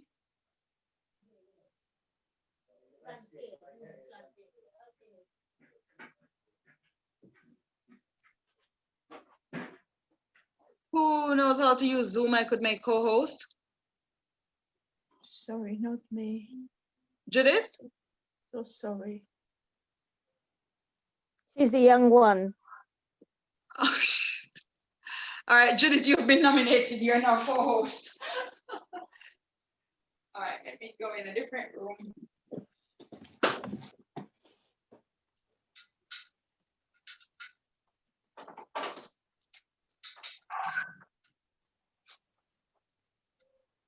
If you taught me, Davina, if you could talk me through it, because I've never done it before.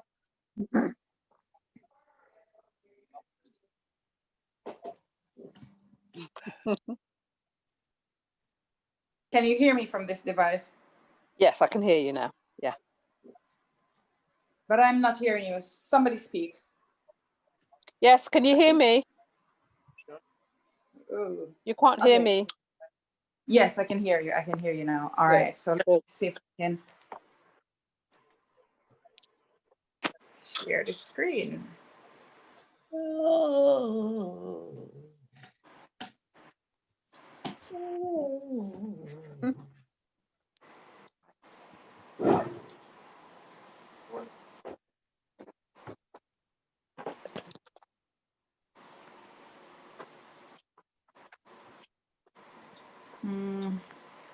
I don't know, all these things that were connecting to Google Drive and all of that. Oh, this thing is just so complicated.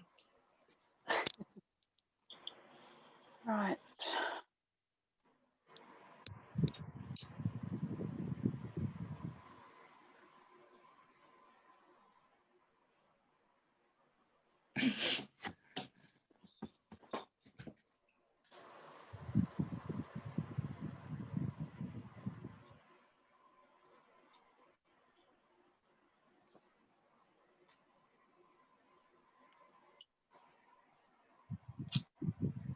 Oh, I'm not getting this. Let's try this.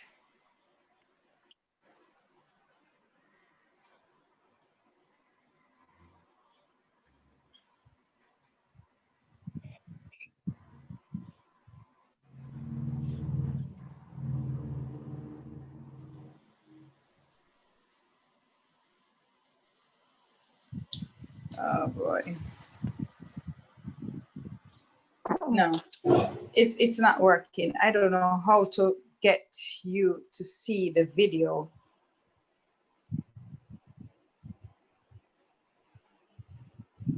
I don't know how. I don't know how. It's not working. What I thought would work is just not working.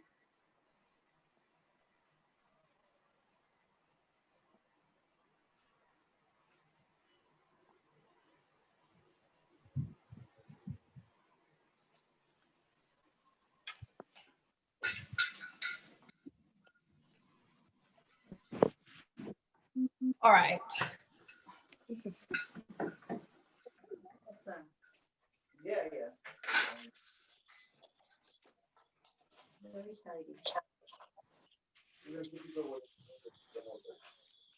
This Zoom is complete.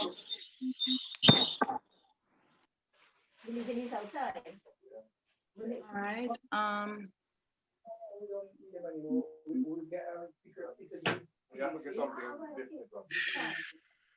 I've done this before, so I'm not sure why it's not happening now.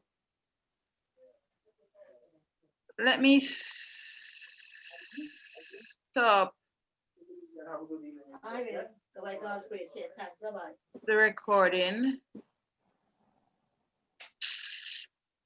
And I try now and see.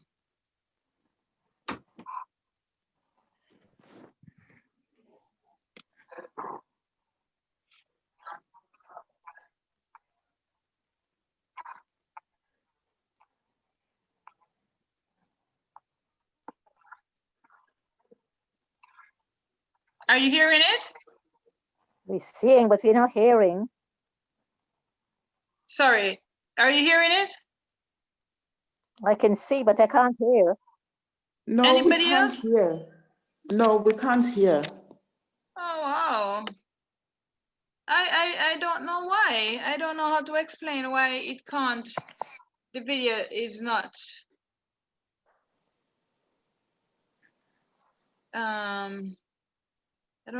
I don't understand why, honestly. All right, so the link is in the group for this, but let's just look at it anyway, and I'll just talk it through as she's speaking. I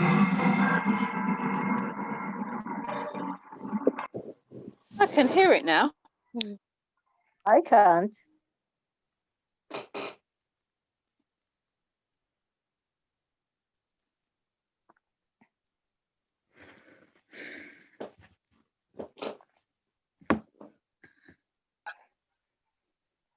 No, I can't hear it. No, I can't hear it. So is it that the video is probably just too low? Maybe. Yeah, possibly. So you're actually like hearing something, but it's just not clear enough. Not hearing anything at all. And not much action either. All right. So what this is now, it's flaxseed or linseed, right? She's gonna use it, show you how to make an egg replacer.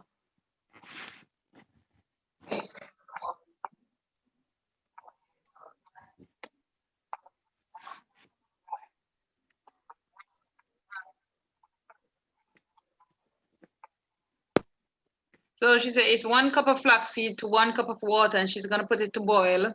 So you could see the consistency. So you'll be looking out for that when you see it's boiling, okay?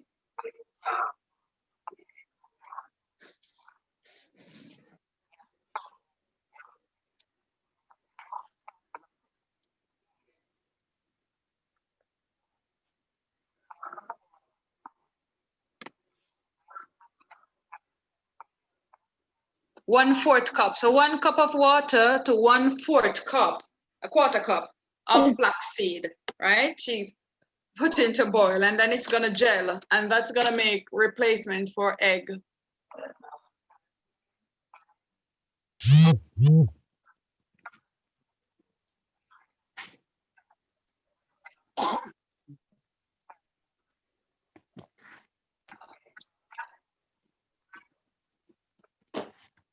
That's the finished stuff. She's gonna strain it. See how thick it has become? So you could stay in the fridge for a week.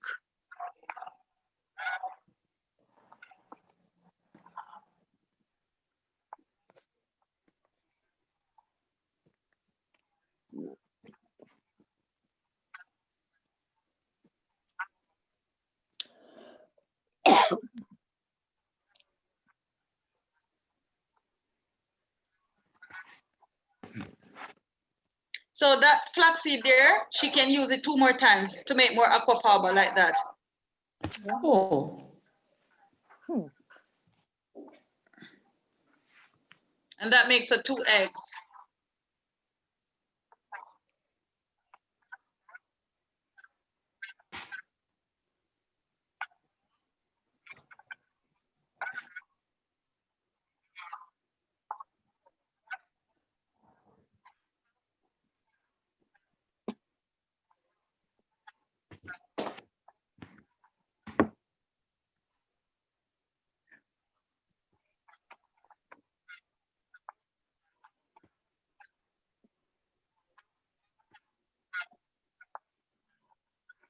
So she also do it with, instead of boiling it, she also does it raw. So she soak 1/2 cup of flaxseed to a cup of water soaked in a jar overnight. So she's gonna show you the jar.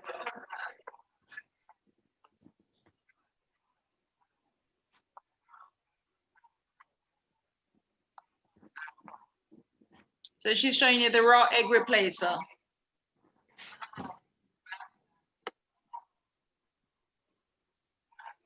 How much flaxseed and how much water again? Sorry, I missed that bit. So it was 1/4 cup of flaxseed to a cup of water, boil, and then you strain it off. No, the overnight soaking. How much flaxseed and how much water? Okay, that was 1/2 cup of flaxseed to a cup of water soaked overnight. And that is if you want the raw egg replacer. Right, thank you. We're not gonna use this apple cider vinegar with milk.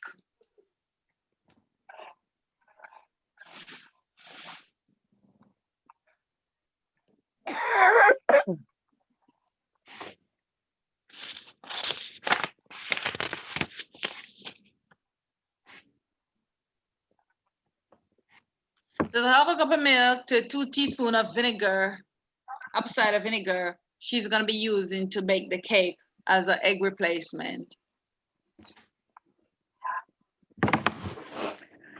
1/2 cup of milk to how much vinegar? Yeah, but you don't want to do this one because we don't want to be taking vinegar internally. No, could we use lemon juice instead? Yeah, you could give it a try. You could give it a go. I've never tried it, but you could give it a try. But I'm just playing it anyway because it's a part of the video. But I put this video in the group so you can always rewatch it.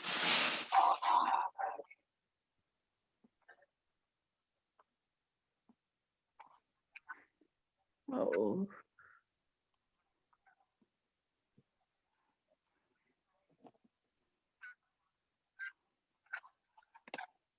Does she use it in her pancake or in her cornbread?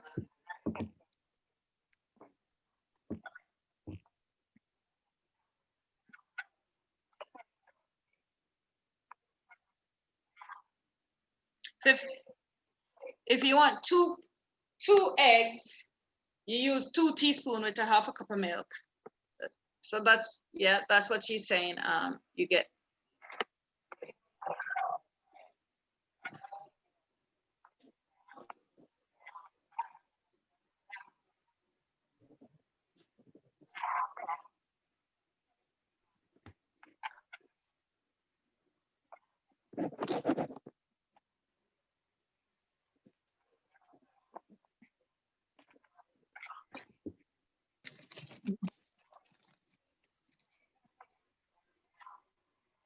Two tablespoons of chia seed.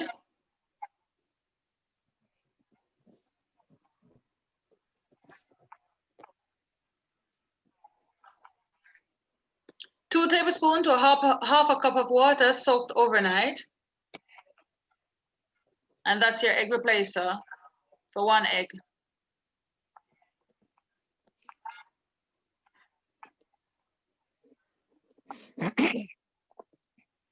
So that's our aquafaba from chickpeas.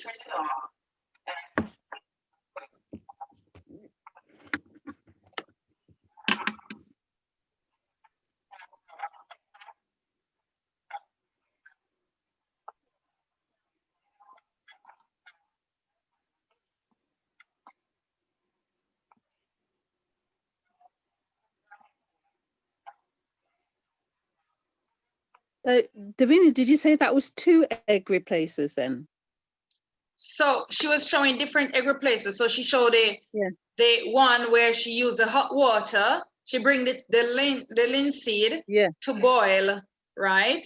That was the first egg replacer, and she got that aquafaba from it, right? Yeah. Then the next egg replacer was the linseed, but with cold water. So if you want a raw egg, so you know some people do 100% raw food, so they would not boil the linseed.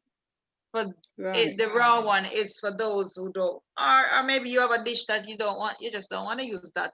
You can just soak the half a cup of linseed in 1 cup of water overnight. And if you're gonna boil it, you use a 1/4 cup of linseed to 1 cup, and boil, right? So those are 2, the linseed is 2. And then the third one is the apple cider vinegar, 2 tablespoons apple cider vinegar to, what is it? 1 cup and a half cup of milk.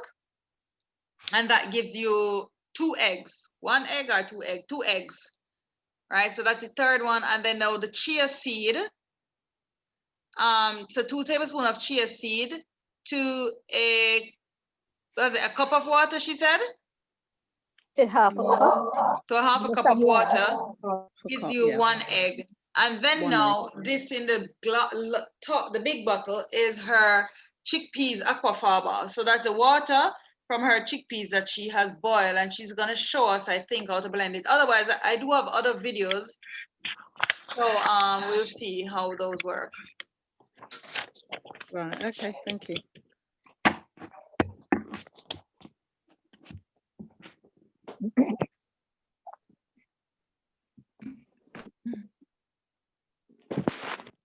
Oh dear. Oh. All right, so that's it. She's finished. Let me see if I share a different way. If I do this and I search from here for my recipes.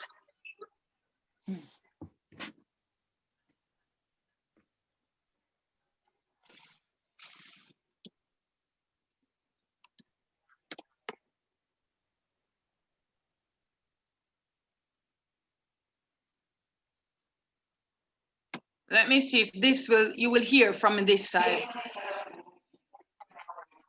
Hearing him? No, I can't hear him, but we watched this yesterday. You shared this yesterday, right? Yes, in the group. Yeah. Okay, all right. I'll show you how to make the chickpeas omelette. I may need to.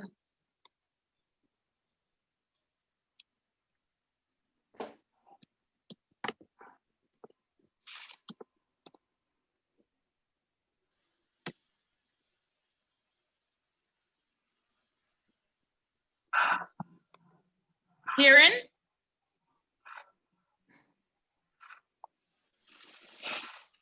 Hearing? No. No. Wow.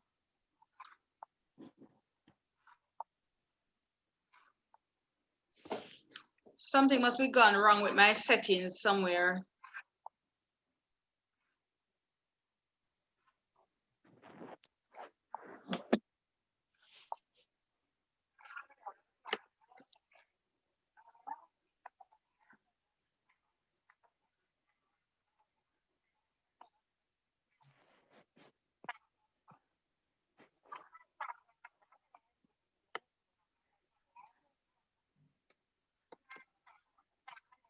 No. I'm putting this link in the group as well. Thank you. Thank you.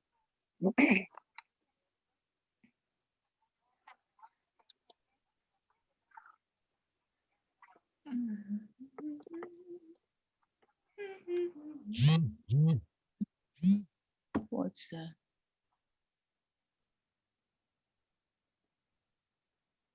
Mm.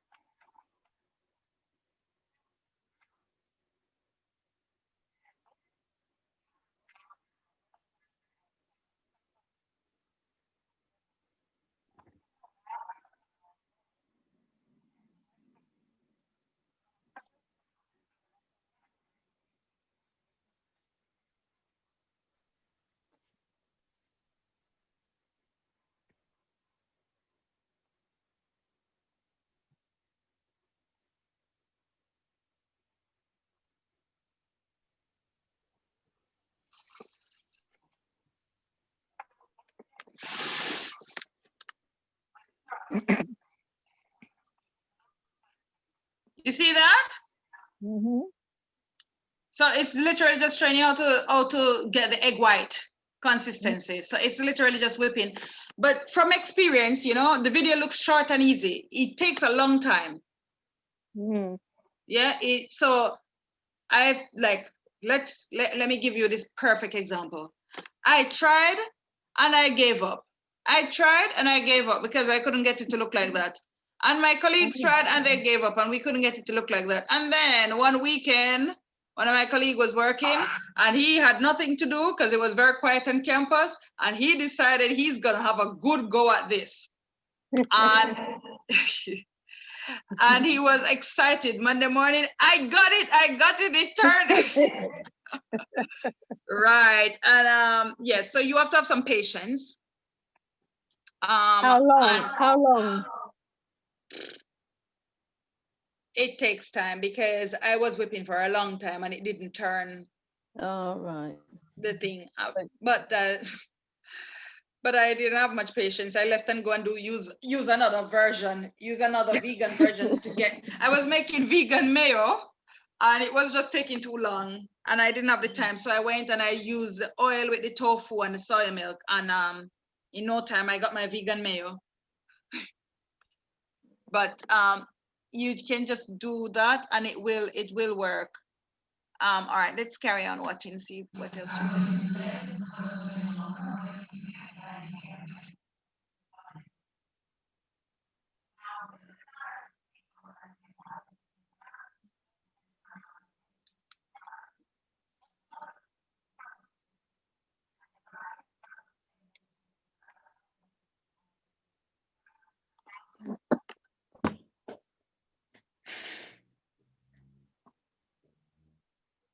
So what she's saying is that this aquafaba, it is not as stable as egg white. So you cannot use it in every dish and get the same result. But there are a number of dishes that you can use it in, and it actually makes a lighter consistency to a lot of dishes. So now she's just gonna whip it up some more, and she's gonna use it in an omelet. And I'm gonna send you a few videos of omelets. I think this may be one of them. I'm not even sure if this is one that was on the lesson, but there are a number of dishes that it can actually be used in. Maybe she's not aware of it, but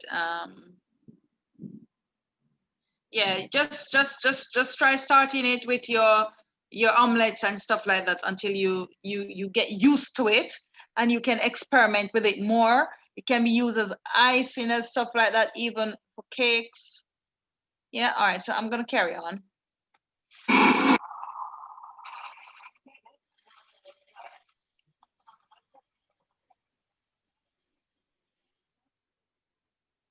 So you whip it until you get a peak.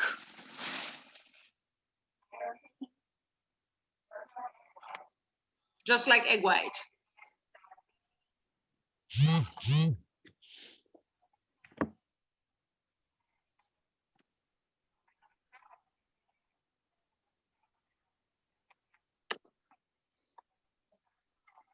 And what she's saying now is you get a really good consistency like egg white, because even though when it started out, you know, the bean color was like creamish beigeish, look, it's white, as you can see now. She didn't put anything in it to make it white. It's literally just whipping it, and it has turned white and has a egg color.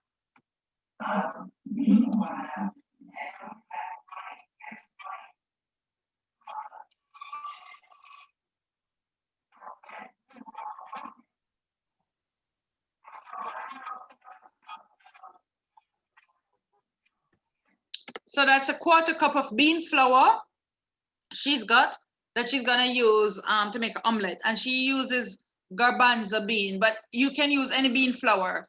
When you go to your Asian shops, you can see bean flours in your Asian shops that you can use. What about chickpea flour? Yes, yes.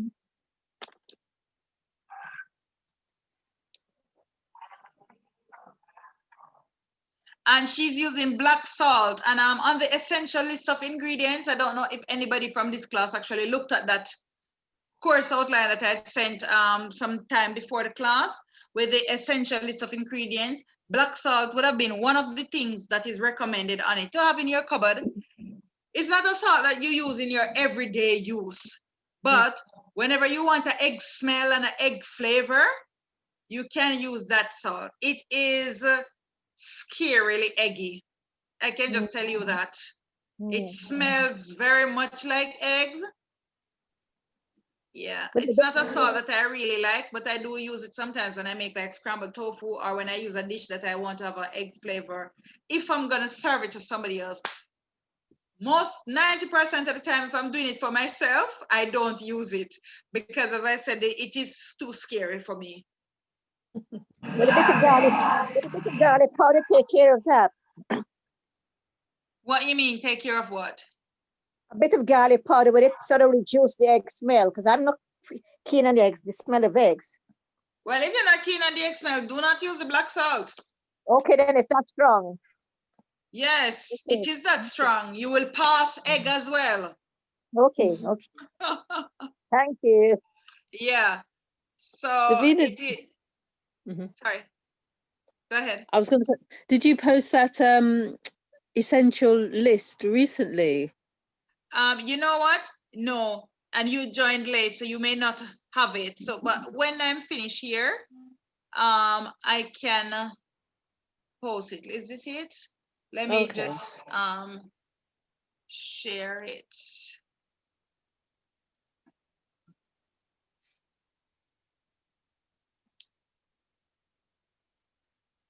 I'm gonna share it. I'm gonna send it by email. Judith Ferguson 1001, yeah? Yes, Judith.Ferguson. Yeah. Yes. So did anybody receive the emails that I was trying to send a few days ago? Did you eventually receive them? What are they about? for those who know what I'm talking about, did you receive the emails? Saying what? Remember when I was asking for the email address? I don't think I've received anything. I'll have a look. No. Wow. Well, just to say that I have Wi-Fi at home now. I got it last night, and I still did not get the one that I paid for. I've had to buy a box for almost £100 to get and then now we'll be paying about £50 a month. Wow, this is expensive. I didn't even realize. Yeah. So the one that I paid for still, that was from early July. It still has not arrived as yet. Jamaican speed. Caribbean speed.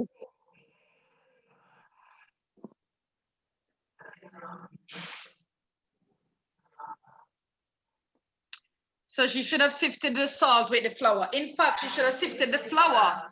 It's so, look, a little tip here. When you're gonna make like your omelette or anything and you're using like the bean flours and stuff like that, because it's not the normal flour, to help, and you're not using like real egg, to help to get the aeration in, always sift them.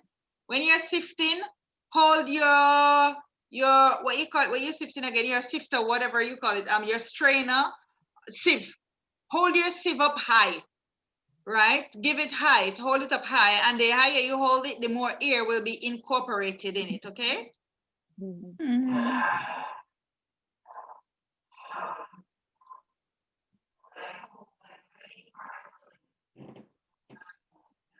So she's just trying to break up whatever grainy particles.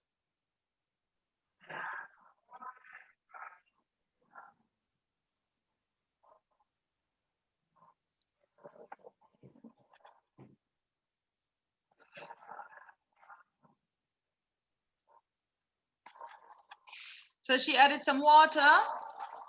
Let me just go back a little bit. I didn't see how much water she added in.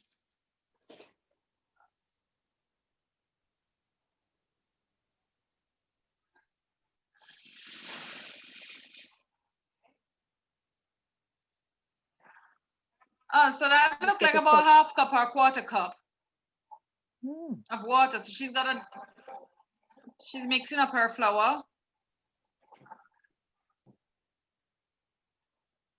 And I must say that the recipes just came through, like just now. I opened my phone and they're only just coming in. The ones from a couple days ago. Right. So now she's adding the aquafaba.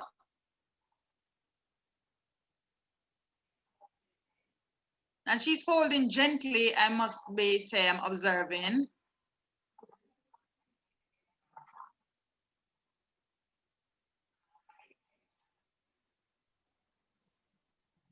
So it will give your omelette a light texture.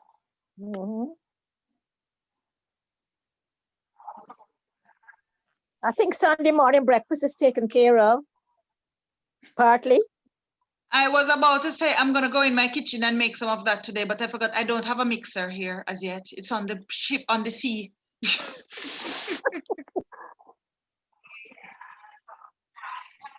So she's adding a little cayenne pepper, or you can add a, well, she says black pepper, but obviously I don't recommend black pepper. You can add a little turmeric to get yellow color. So that's cayenne pepper she's added there, and black pepper. You can add some mixed herb. Yeah. And I would add a little turmeric to give it a little yellow.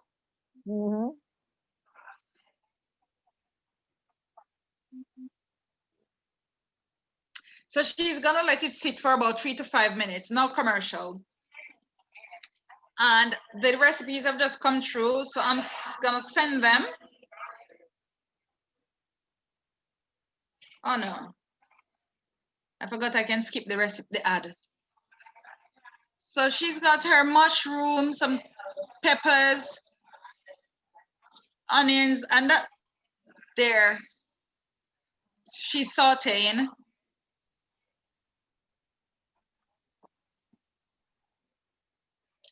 So, you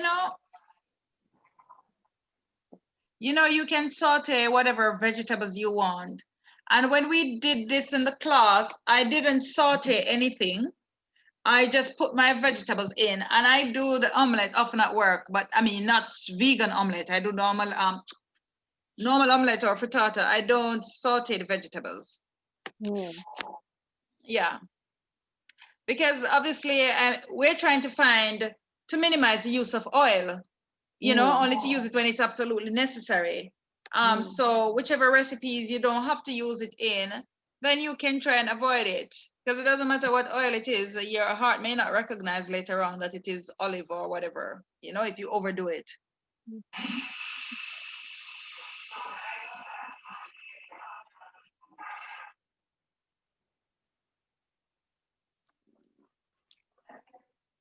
But sorry, but what I do, I sometimes season up like my mushroom and stuff like that with my salt, herbs like thyme, earthy herbs, and I'll put it in the oven and let it dry out a bit. And you know, once you put heat to that mushroom, they start springing a whole lot of water that you probably wouldn't even want in your omelet anyway, you know? So it dries it out, it gives it a really nice flavor, and then I mix it in. Davina, can I ask a question? You've been referring to earthy herbs. Would it help to maybe, okay, sorry, it would be helpful to get maybe a guidance of these herbs are earthy, these ones are hot, etc., or you can point us in the direction where we can find that information. Possibilities are, if I could squeeze that in today, I will do that. 1 second.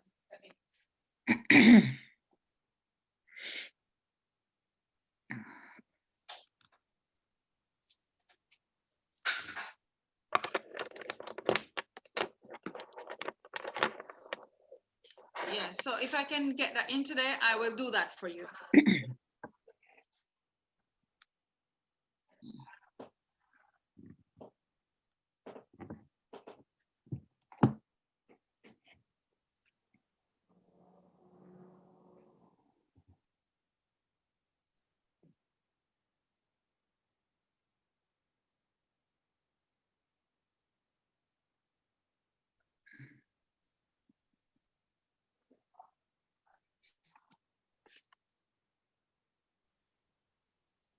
It's bubbling. So she's adding some vegan cheese. I mean, you know how to make your own cheese. And if you don't know, you can buy at Sainsbury vegan cheese. But we did a cheese lesson yesterday.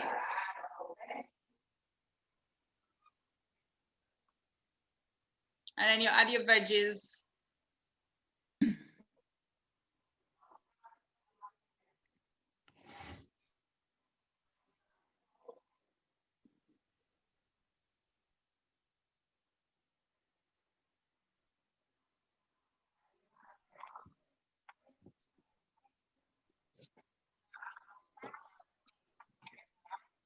You see that? You flipped it, yes. Beautiful, isn't it?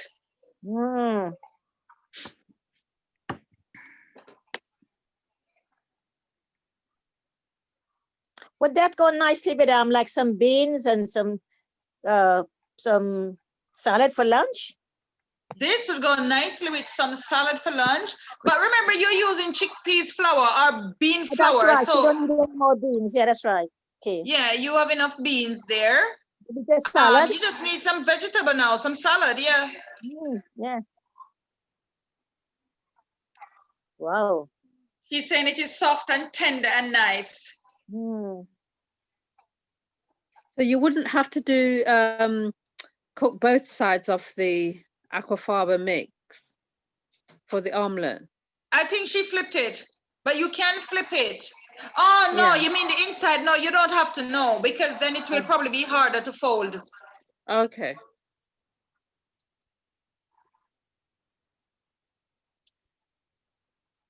So I would have done this with some spinach, because I love spinach.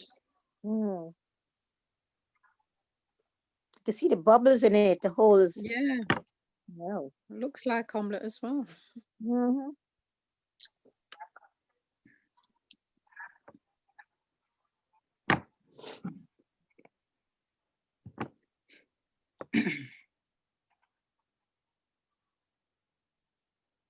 This is lovely. Mhm.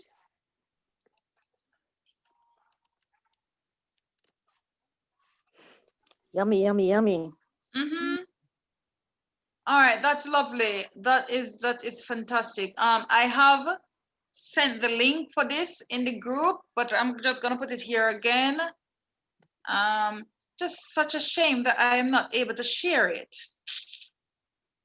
Not able to, you're not able to hear it. I mean, I'm gonna have to really, I'm not a computer savvy person, and I know probably it is something that I have done wrong, because we've seen it played before and we've heard it, so it must have been something in my settings. I will start the recording again, but the thing is, there are other videos that I have that I needed us to see today.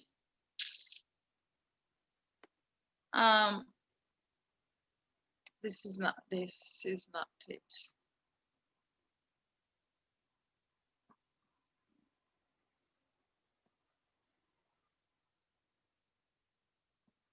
I'm gonna share my screen again.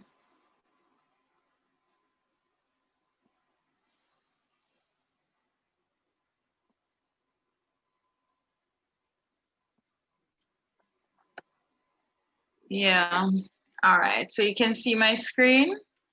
Mhm. And you can do your omelette looking like, I mean, this is not an omelette, but an egg, fried egg with some vegetables. I mean, it's not real egg, but. Looks nice. Yeah, yeah. Nice. Listen, man, it's really good. I'm telling you, I've done some of these. And while I don't have all the patience like her to spend the time to get that aquafaba working, I just use my aquafaba mostly like that in my gravies and stews to thicken it. So, for example, you're making a sauce, you know, just like a simple onion and stuff like that, and some tomatoes, and you want to thicken it a bit to make it like into a gravy, and you probably want to add a little browning. I use this liquid in my sauce to help to thicken it, to thicken my gravy. And obviously it is coming with a little bit of nutrient. It's not a lot of minerals that it is coming with, but it's coming with a little bit. So when I'm not too fussed, because I live alone and life is different when you're a jungle girl than when you have a husband or a wife to cater for. I might join in the jungle. Hold on, I need to start the recording. Let me get back to the recording. Yeah, so life tends to be a little bit different when you live alone. You know, you try to make things quick, but yes, but I do have my time. Obviously, I am a chef by profession, and I am a head chef, and I'm a menu coordinator. So yes, I have time when I have to splash it right out 100%, 110%. So, but that's because I get paid to do that. But and when I do know, if I know that I'm gonna have visitors, I put the extra. I go the mile. I will put the extra effort out. If they are gonna be there for the weekend, yeah, that's it. But sometimes by myself, sometimes I may treat myself, but most times I really do take it easy. All right, so let's go back. So we were at aquafaba, what is it? This thick water from the beans, nutritional content, low in calories, has some protein, has some carbs, has some fat, very little minerals and very little vitamins. 3 tablespoons of aquafaba will bind ingredients like 1 whole egg. 2 tablespoons will act as 1 egg white. You can make the whipped cream, and by making the whipped cream, and the video is right here. I'm gonna have to share this again, because the one I shared yesterday did not have all of these to it, because what happened now is my computer had went busted and I'd lost a lot of my my lessons that I'd prepared for the last for the last course. I had lost a lot of them. Oh dear. Yes, so I just had to do over something, so they're not on this slide, so I'll have to share this again, right? So this is a whipped cream. You add some sugar to this and you whip with patience. You don't have to use sugar. You can add try some sort of sweetener. You can also add some, so if you want to make something like royal icing, now you're going to add some glycerine to it. And I'm not going to go too much into it because you have a demonstration tomorrow, I think, or maybe next week. But there's someone who will be demonstrating, so you can just keep saving up your bean water for the weekend. Save them up, right, for next week when you be making the icing. So when you make the banana bread, you're gonna put some royal icing on it. Aquafaba ice cream. So now it is hot, and you probably have the children. You know, I don't know if anybody here has children running around giving them headache that they probably want to sell. But you, instead of selling them, make them some aquafaba ice cream. Right. So the recipe is here, and it is with coconut oil and coconut milk.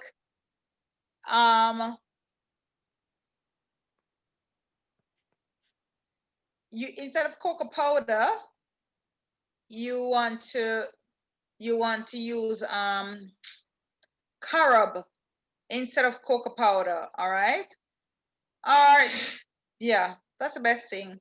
This is microwave until melted, but now, as I say, your chickpeas is probably not your chickpeas. Your coconut milk is probably at room temperature, but if it is not there, just put it in a bowl of warm water.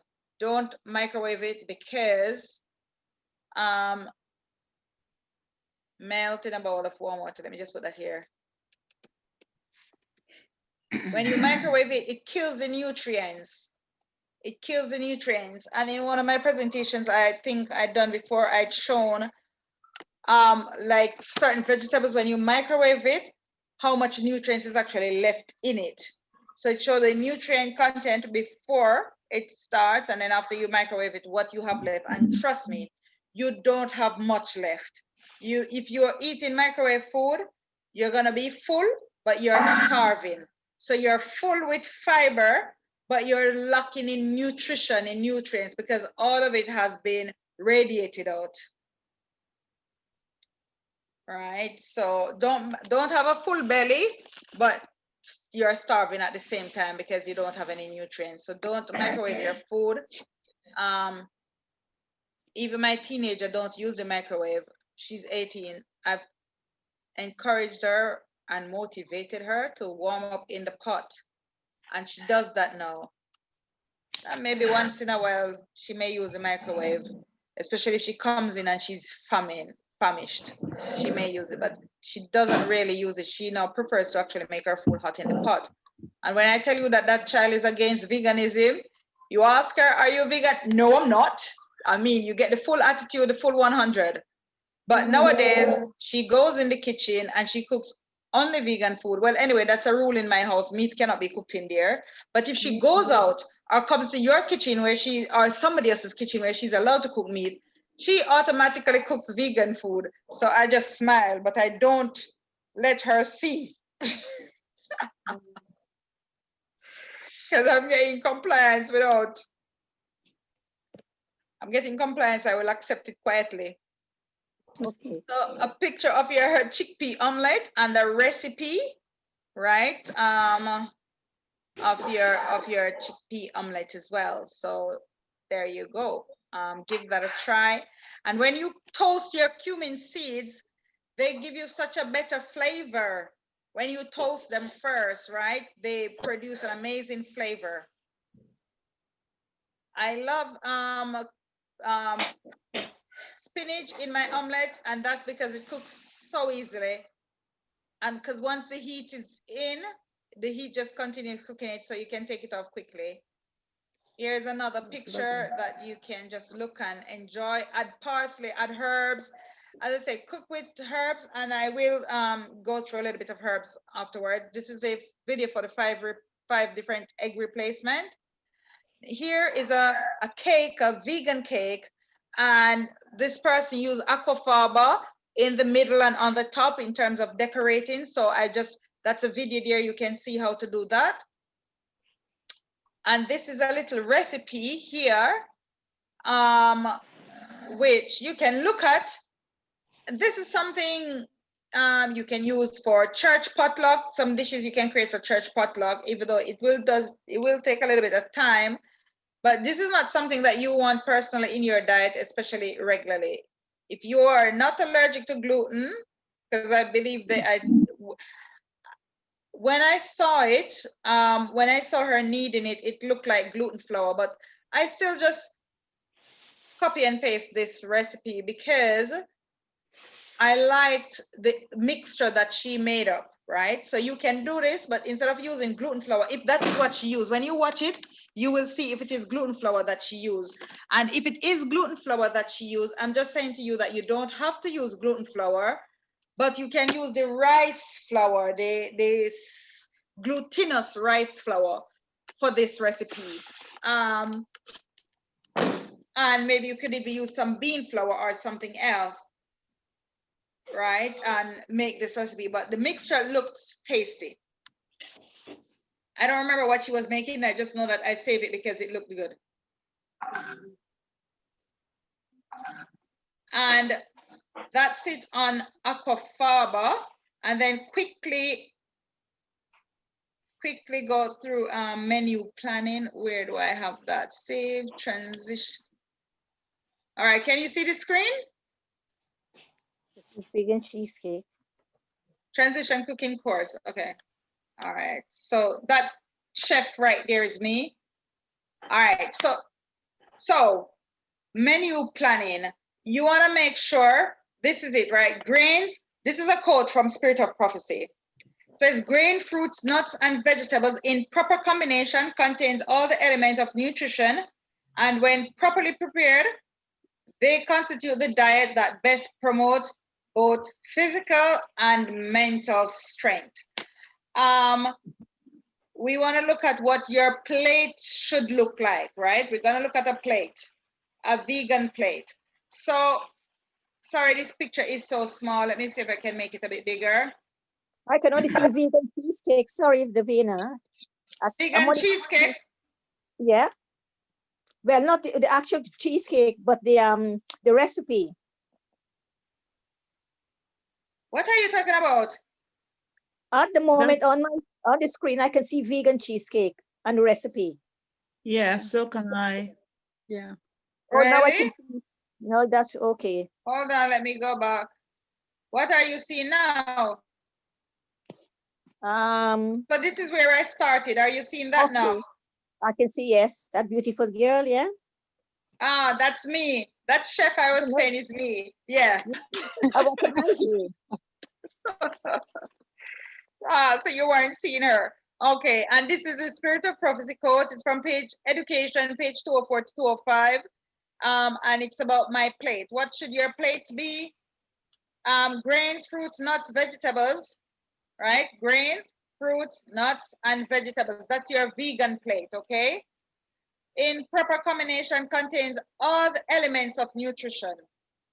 So that is all we need as vegan is our grains, right? Our fruits, our nuts, and our vegetables in proper combination. And we did food combination already. So what are grains? We did grains already. So we looked at the ancient grains that we want to start incorporating in our diet if we've never used them before. So you things like your quinoa, your amaranth, your buckwheat, your frike, your farro, your oats, your wild rice is more nutritious than your brown. And red rice, your millet, these grains, right? You want to get them in your diet. Fruits, right? Whatever has a seed inside of it. You have some neutral fruits like avocado. You've got your lemon, which is acid, but when it goes into the body, works with the body. So wherever it needs to be acid, it works as acid. Where it needs to be alkaline, it works as alkaline.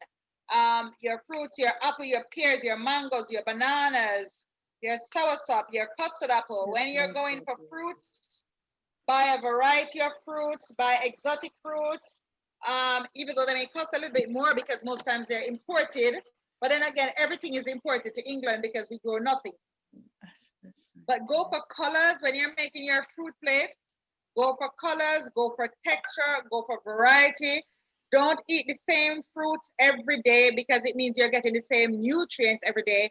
You need to get different nutrients as well. Anything black is always richer in nutrients. The darker the color on the color wheel, the richer it is in nutrients. Your nuts, you have your so nuts and legumes basically. You have your peas, you have your beans, you have your sunflower seed, you have your peas, beans, nuts, and seeds. Okay, yeah, right. So your legumes, peas, beans, nuts, and seeds. And I may send you one presentation on legumes so you can have a bit more in-depth detail on the difference between a peas and a bean and a nut and a seed and stuff like that. But you just want to make sure these things are incorporated in your diet daily, and your vegetables, right? So your vegetables, your leafy stuff, your cauliflower, your broccoli, your spinach, your kale, your callaloo, right? You want to get these in. So things now that have seeds that we eat as vegetables are also known as succulent fruits, like your cucumber, your aubergines,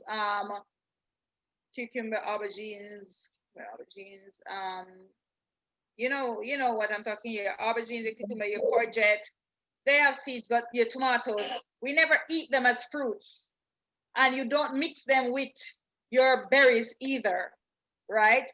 You either eat them by themselves as succulent vegetables, or they are okay to be combined with leafy green vegetables, right? They're not okay to be combined with your fruits like your apple and your mango. They're not okay to be combined with those. They are fruits because in terms of definition, they are fruits, but they're considered garden vegetables or succulent fruits.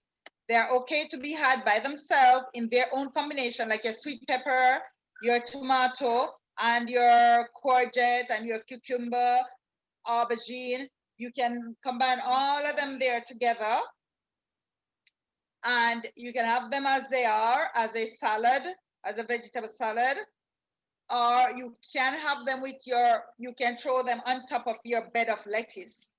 They are fairly compatible. They are compatible together like that, right? Then you have, as I said, in proper combination, they provide all the nutrition that our bodies need as vegans.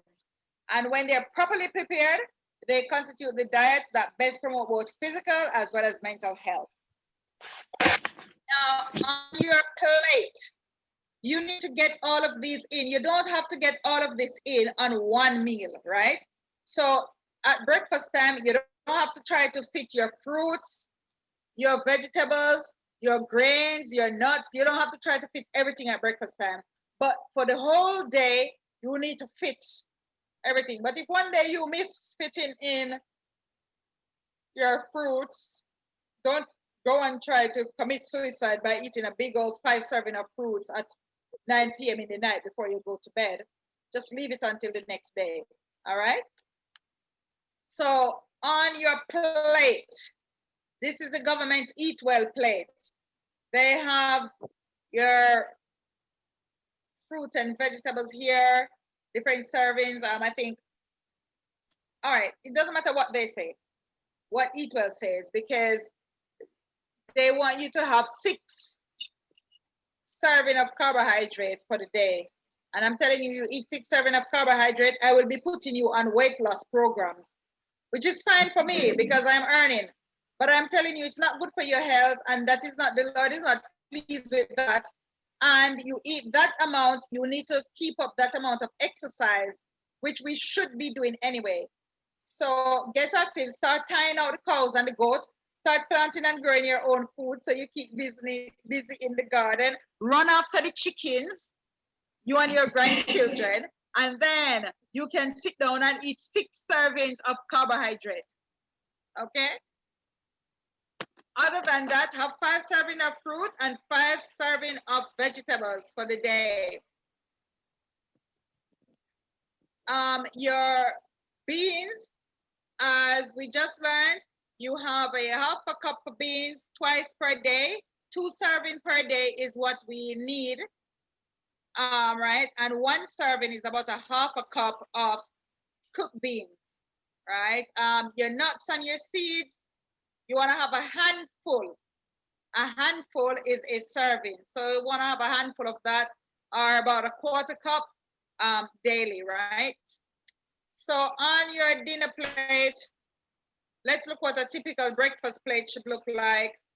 So your typical breakfast, okay, I'm hoping that one person would be eating this amount of fruits, but because it's a lot, that could share, right? Because that looked like a few pineapples. But it's just an idea. You want to have a breakfast, majority fruits, followed by some nuts or seeds or plant-based milk, so you get your protein in. And you want something else, you can have your what you call it now, one of your flatbread or your something like that, right? So you just want to make sure you're starting your breakfast daily with an abundance of fruits. Eat whatever cooked food your body feels for after that. But if you overdo it, I will have to help you to lose weight. But a diet like this will help you to lose weight. Once you're starting with an abundance of fruits, and once when it comes to dinner time, you start with a massive vegetable salad, you will lose weight. You will lose weight. Can I say that for you again? If you start your breakfast with an abundance of fruit, and then you followed by, if you want some nuts or seeds or whatever, plant-based milk, you want to make an omelet, you know, if you want to do that, you can do that. And then make sure you start your dinner with a big vegetable salad, okay? Start your dinner with a big vegetable salad. And then you can eat whatever cooked food, your vegan mac and cheese, right? And you will lose weight. You will lose weight. Now, you can also gain weight if you overdo it on the seeds and the nuts. You can gain weight. So if you're trying to gain weight, enjoy your seeds and your nuts. Right, here we go, a nice dinner. So this is a lasagna. Constance? Yeah. You can mute your microphone if you're talking in the background, yeah? Or somebody talking in your background. So a dinner, this is a lovely dinner. This is a 1-pot meal here, as we can see, right? So the lasagna has the pasta sheets, normally your carbohydrate. This, I don't know what is in this lasagna, right? Because I didn't do this, I just picked the picture up. But this looks like tofu lasagna, right? So it has the protein, it has the carbohydrate, it has some tomato sauce. And you have a big salad, vegetable salad over here on your right-hand side that you can have to go with it. You're covered. Your nutritional content is covered for evening, and in the morning you make sure you have your fruits with your nuts or your seeds or both, and you have a dinner. Your tofu is made from soya beans, which is balanced in nutritional content. So you're good there, and you're getting your micronutrients in, you're getting your phytochemicals in, you're getting your minerals, you know, you're getting all of that in. Now all you need to do is, after you eat such a big portion of lasagna, go for a digestive walk. 10 minutes digestive walk. That is it on your menu planning, right? So you want you plan your breakfast in advance. Oops, you want to plan your breakfast in advance, and you want to get your fruits. Think of colors, right? Think of colors. As you can see, she's got the dark grapes. So your darker colors indicating different nutrients, different colors indicating different nutrients. You've got your greens, you've got your blacks, you've got your oranges, you've got your reds.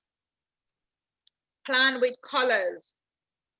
Vary your nuts as well. So today you have walnut. Tomorrow you can have Macedonia nut. Another day you can have pecan nuts. Another day you can have Brazil nuts. Another day you can have pistachio nuts. Another day you can have pine nuts. Another day go mixed nuts, right? Almond nuts as well. Almond nuts, by the way, are probably the most highly recommended by Spirit of Prophecy. But it's the best nut Ellen White recommends. But have a variety of nuts. You don't have to have almond every day, or if you want to have, or if you want to have almond, then you can have like a little bit of other nuts with it, right? So, but vary your nuts. You can also have seeds with your breakfast. You can also have seeds with your breakfast, right? However, seeds are recommended to go with salads and nuts with fruits. But you can have seeds to still compatible. So some of the seeds that we are looking at is your chia seeds, and you can make a nice pudding, right? Chia pudding, and have that, you know, at breakfast. So you're looking at chia seeds, you're looking at poppy seeds, you're looking at flax seeds, you're looking at sunflower seeds, you're looking at pumpkin seeds, and there are other seeds as well. And some seeds, for example, when I get my jackfruit, I buy my jackfruit, I take the seeds out, I chuck them in my fridge until I have time. I just boil them and I add a little bit of salt to them and I eat them. Or I'm cooking curries or stews, I throw the seeds in it, right, from my jackfruit, and I eat those. The melon seeds are also edible. There are other seeds that are edible as well, you know. It's just if you want to give them a go. But as we say, moderation in all things. So it is recommended to have seeds, a handful. Nuts, actually, it's recommended to have a handful of nuts 4 to 5 times per week. And you can have your seeds, I believe, every day. Your nuts are a bit more fatty than your seeds. They're good for your heart health.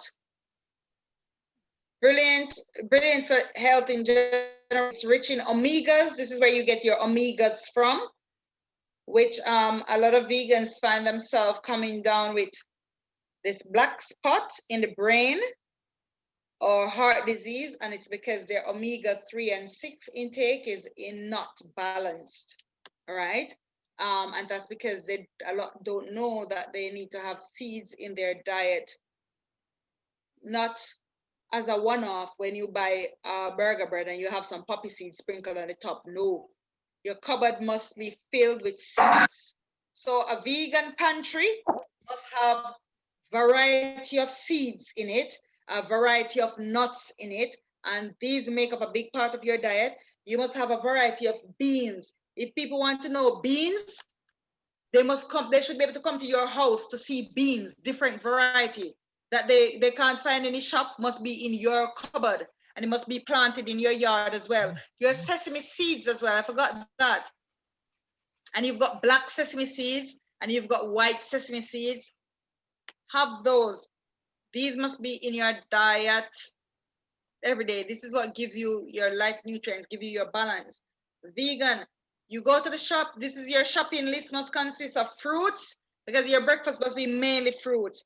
So you use your fruits to replace your shopping bill for your little boxes of cereals and stuff like that.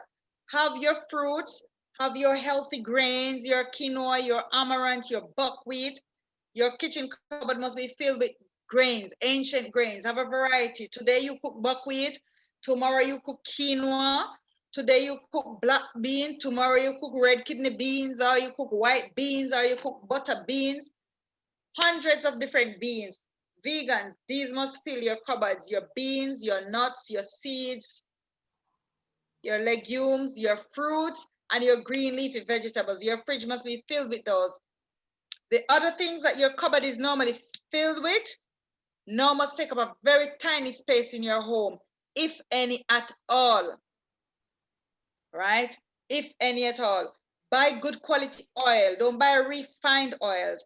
Buy oils that are mechanically extracted or cold compressed, right? It means it has not been heated, which means it has all its properties intact and it is not carcinogenic. So spend your money on good quality oil and don't baptize your food in them.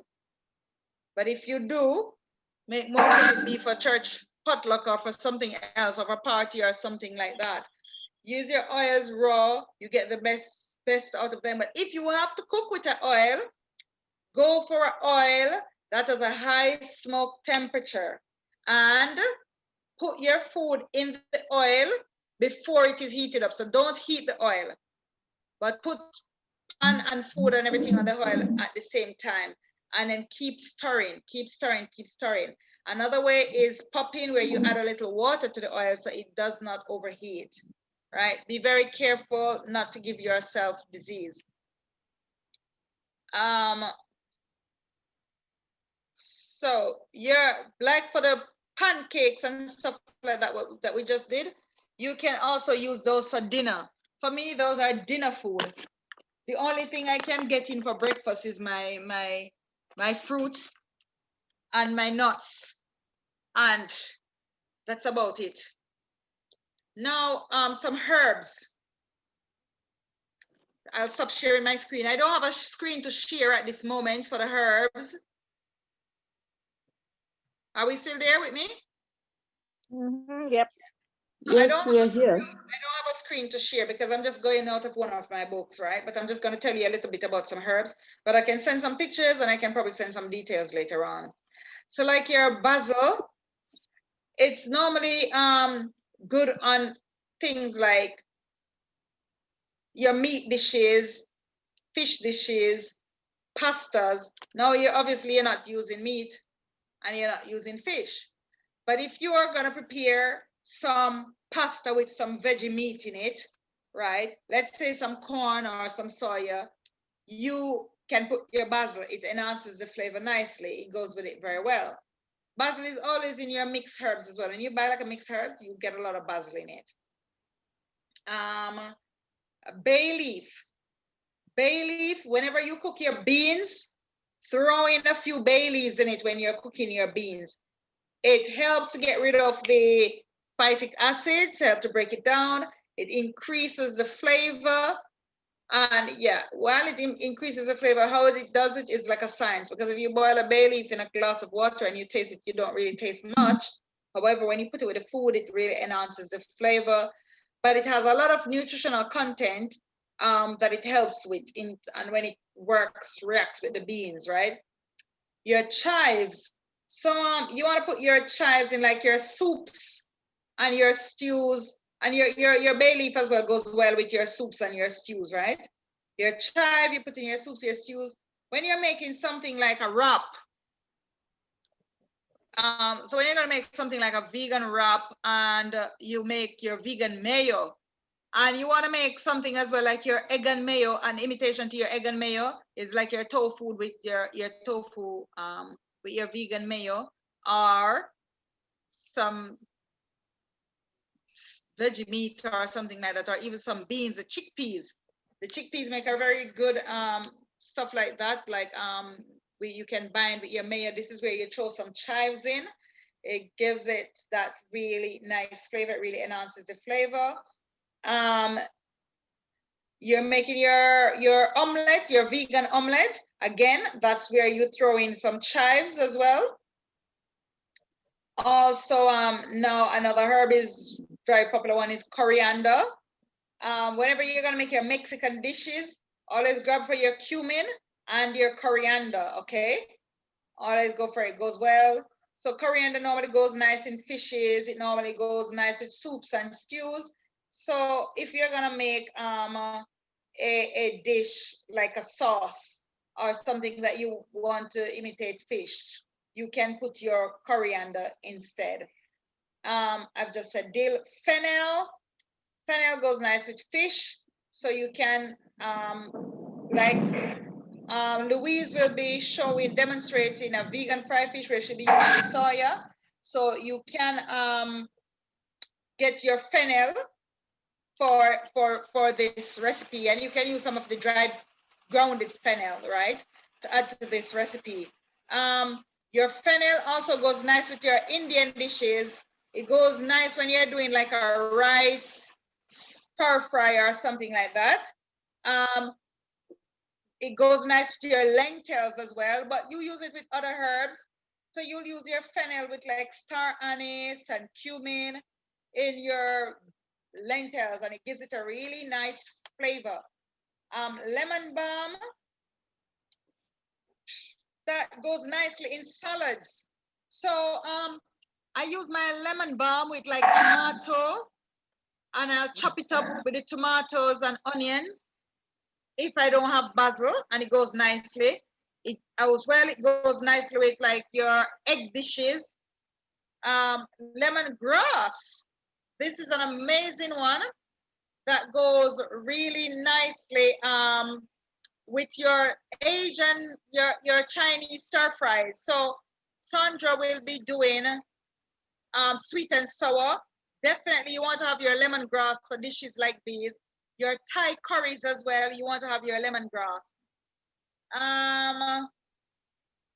Oregano, when you're doing things like your pizza or pastas, again, you can have your oregano. Meat dishes, it goes nice with your parsley. I just use parsley just about everything. Rosemary, very earthy. You want to put that with your meat dishes, your sages, your thyme with your meat dishes as well. Gives it that nice earthy flavor.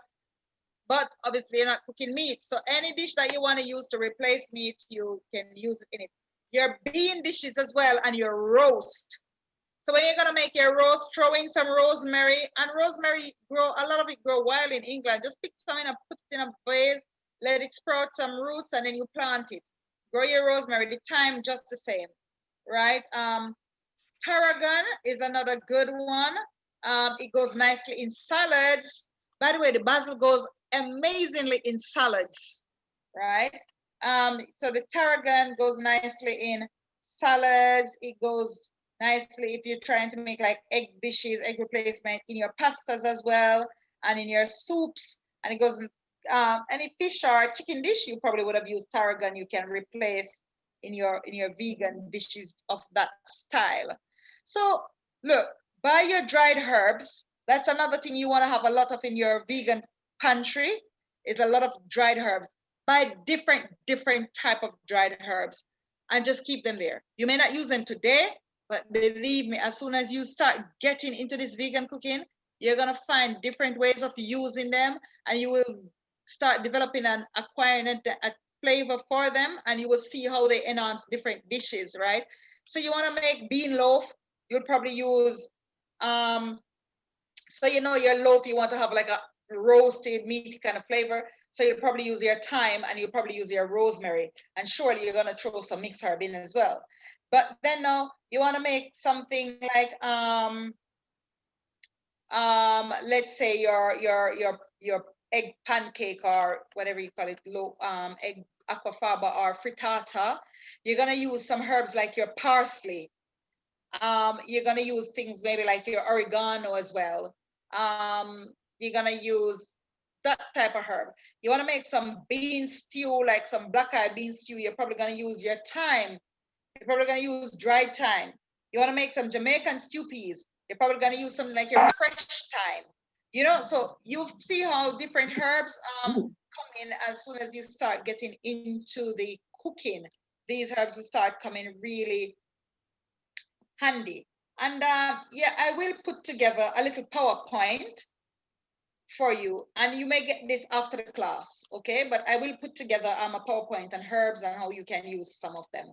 So just some essential herbs that you want to have in your kitchen. And I just want to say thank you very much for coming to today's lesson. And thank you too. You're welcome. Tomorrow is Friday, so we start at 8 o'clock. And whatever you're preparing tomorrow, you're preparing enough for your Sabbath dinner. So for Friday and Sabbath. And it's a lasagna tomorrow. So let me just talk you through this a little bit. So the original lasagna is from Italy, okay? It's an Italian dish. Now, if you go to your supermarkets, you can get different type of lasagna sheets. You can get lasagna sheets that's just made from your typical wheat flour. But we want to move away from that a little bit. And there you can look for things like chickpea lasagna sheet, lentil lasagna sheet. And if you go into the gluten-free section, you can find some gluten-free lasagna sheets. And they work excellently. They do the job, right?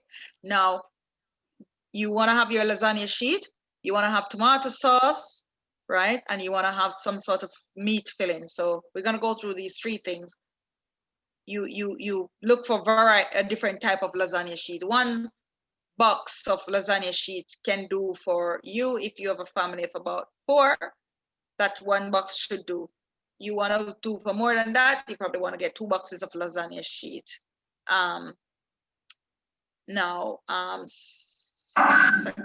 Secondly, the tomato sauce that you want to make, you want to get a couple of tins of chopped tomato, right, from your supermarket. Just get a couple of tins of chopped tomato, and you want to saute your onions. And you don't have to saute them. You can just start firstly by bringing your tomato sauce to a boil. Then you can add some chopped garlic and some finely chopped onion and a little bit of mixed herb. And when it's cooked down, you want to use a hand blender to smooth this, to make it smooth, not having the lumps. And then you can add your olive oil to it, right, and mix it in. And that works as and salt. You want to add some salt. So that's your pomodoro sauce, right, that you want to make for your lasagna. You want to have that. To it, you can also add. Sorry? I was going to ask Davina, sorry, could you just repeat that again? So garlic, ginger. No, I never said ginger. I said garlic and onion. Basically, it's chopped tomatoes with garlic and onion and some mixed herb or basil or parsley. All right, okay. Yeah, that's used to make a basic pomodoro sauce.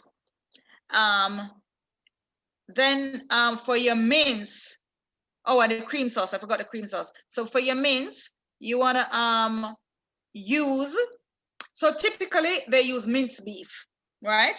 However, your vegan version, you can use soya mince, you can use corn mince. Those make a good replacement. But alternatively, I use the brown lentils, right, to make mine. I use the brown lentils. Another way you can incorporate some nuts is you can use the walnut or the pecan nut and ground them up. Put it in your food processor. So you don't toast them or anything, right? Just the nut, you put it in your food processor and you give them a good chop, right? And you can use this. So you're not gonna make it into a butter by creaming it, but you just want to chop them up until it's fine. And then you can saute this with your onion, your garlic, your ginger. I mean, not too much ginger, but you season this now with some Cajun spice. And the lentils, you do it the very same way, right? So this is how I do my lentils normally for my lasagna. I boil my lentils and I reduce the water. I add to my lentils some grated carrot, or I put a carrot. So in my food processor, I'm throwing the carrot, I'm throwing the onion, I'm throwing the garlic, and I'm using a generous supply, right? I am using a generous supply. When I'm seasoning, I season generously because vegan food most times have 0 flavor.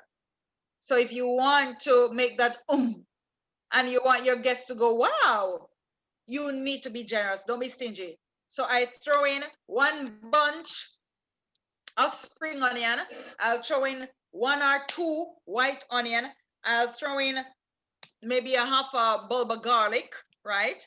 I will throw in, I'm getting myself some thyme as well. I'm not gonna put that in the food processor though, because I don't want the stalks from it, but I'll probably use some dried thyme or some mixed herbs, right? I'm throwing in a couple of carrots, right?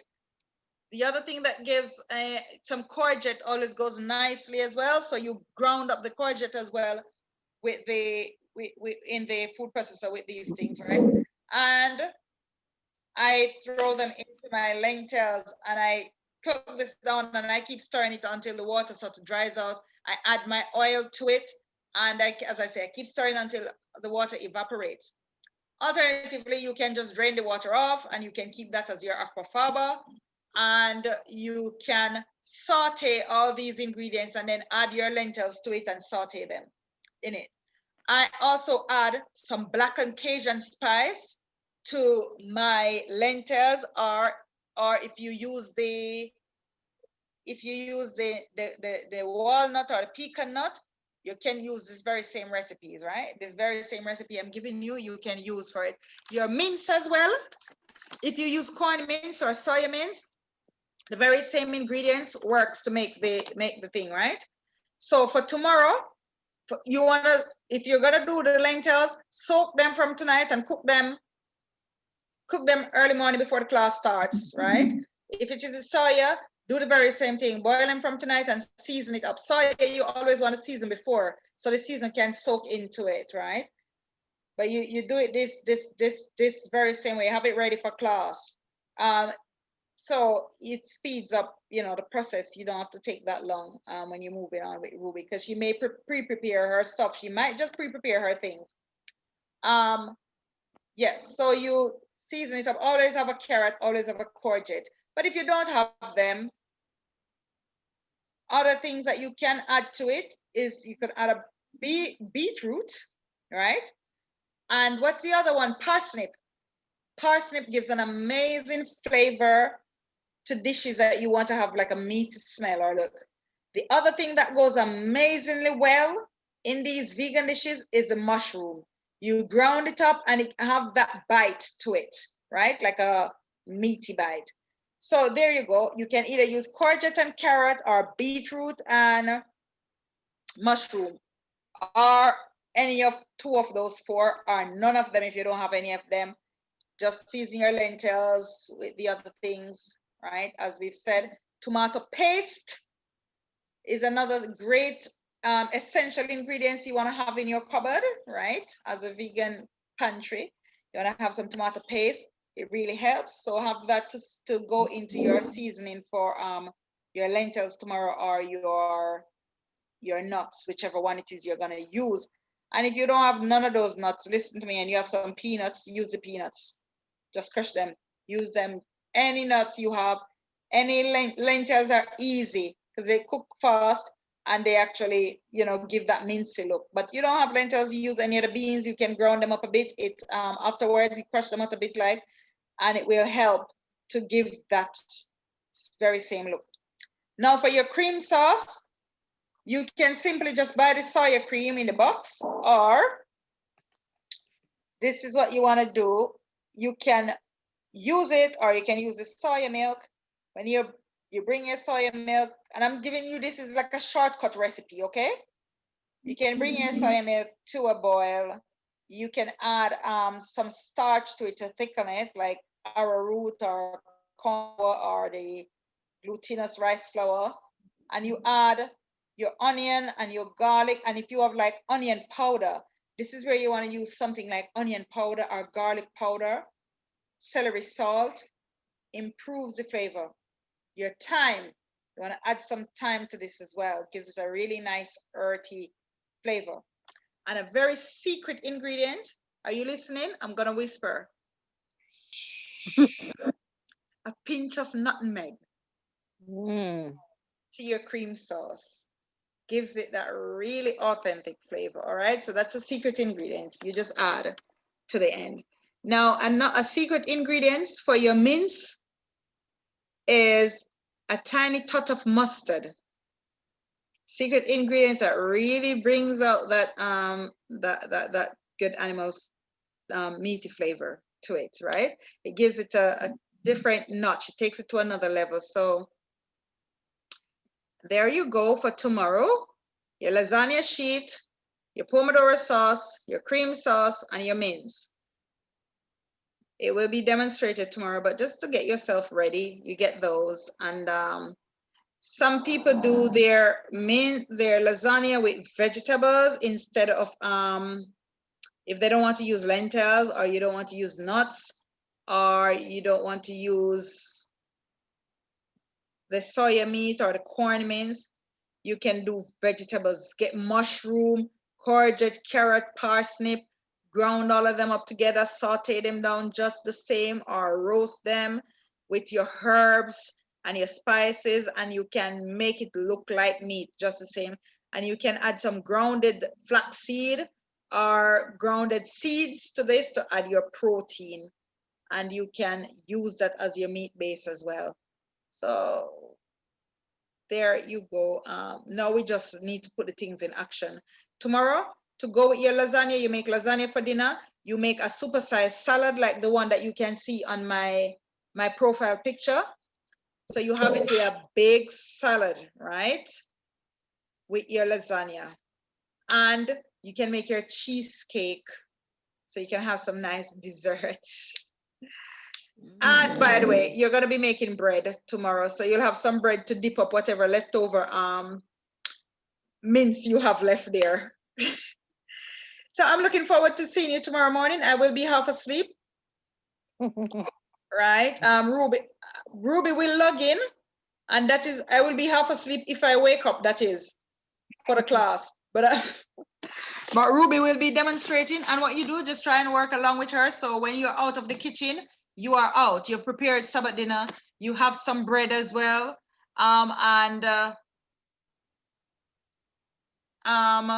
You have the crackers. I think, what's her name, gonna be doing the crackers? Shelly will be doing the crackers.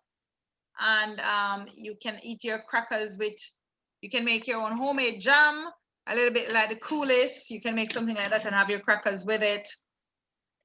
But just have fun tomorrow in the kitchen, and let me see the pictures and what you did different. So I always try to encourage people. So the lecturer may be showing one dish with, probably she'll be using mince. Try and do yours different by using just something different. You don't have to use the mince, use your lentils, but you've gotten a lot of choices today that you can use. A lot of choices that you can use. And to your cream, you just add a little bit of flour to help to make it thick. So you want your cream that you're gonna be using in your lasagna as you want it thick. You may find that your lecturer may combine the mince with the tomato paste, with the tomato sauce. You can do that, but original lasagna, you have 3 layers. You always have your tomato sauce, and you have your cream separate, and you have your meat separate. Always with vegan lasagna, that's how you have it. Original lasagna from the Italians. But shortcut, make your mince together with your tomato sauce. Is a shortcut version. I don't go the shortcut way, but that's me. I have time in the kitchen. I go in there once in a while. When I do go, I can spend the day. Okay. So thank you very much, everyone. And I'll see you, by God's grace, tomorrow morning. Good evening. Thank you. Good evening. Bye-bye. All right, bye-bye. Bye-bye.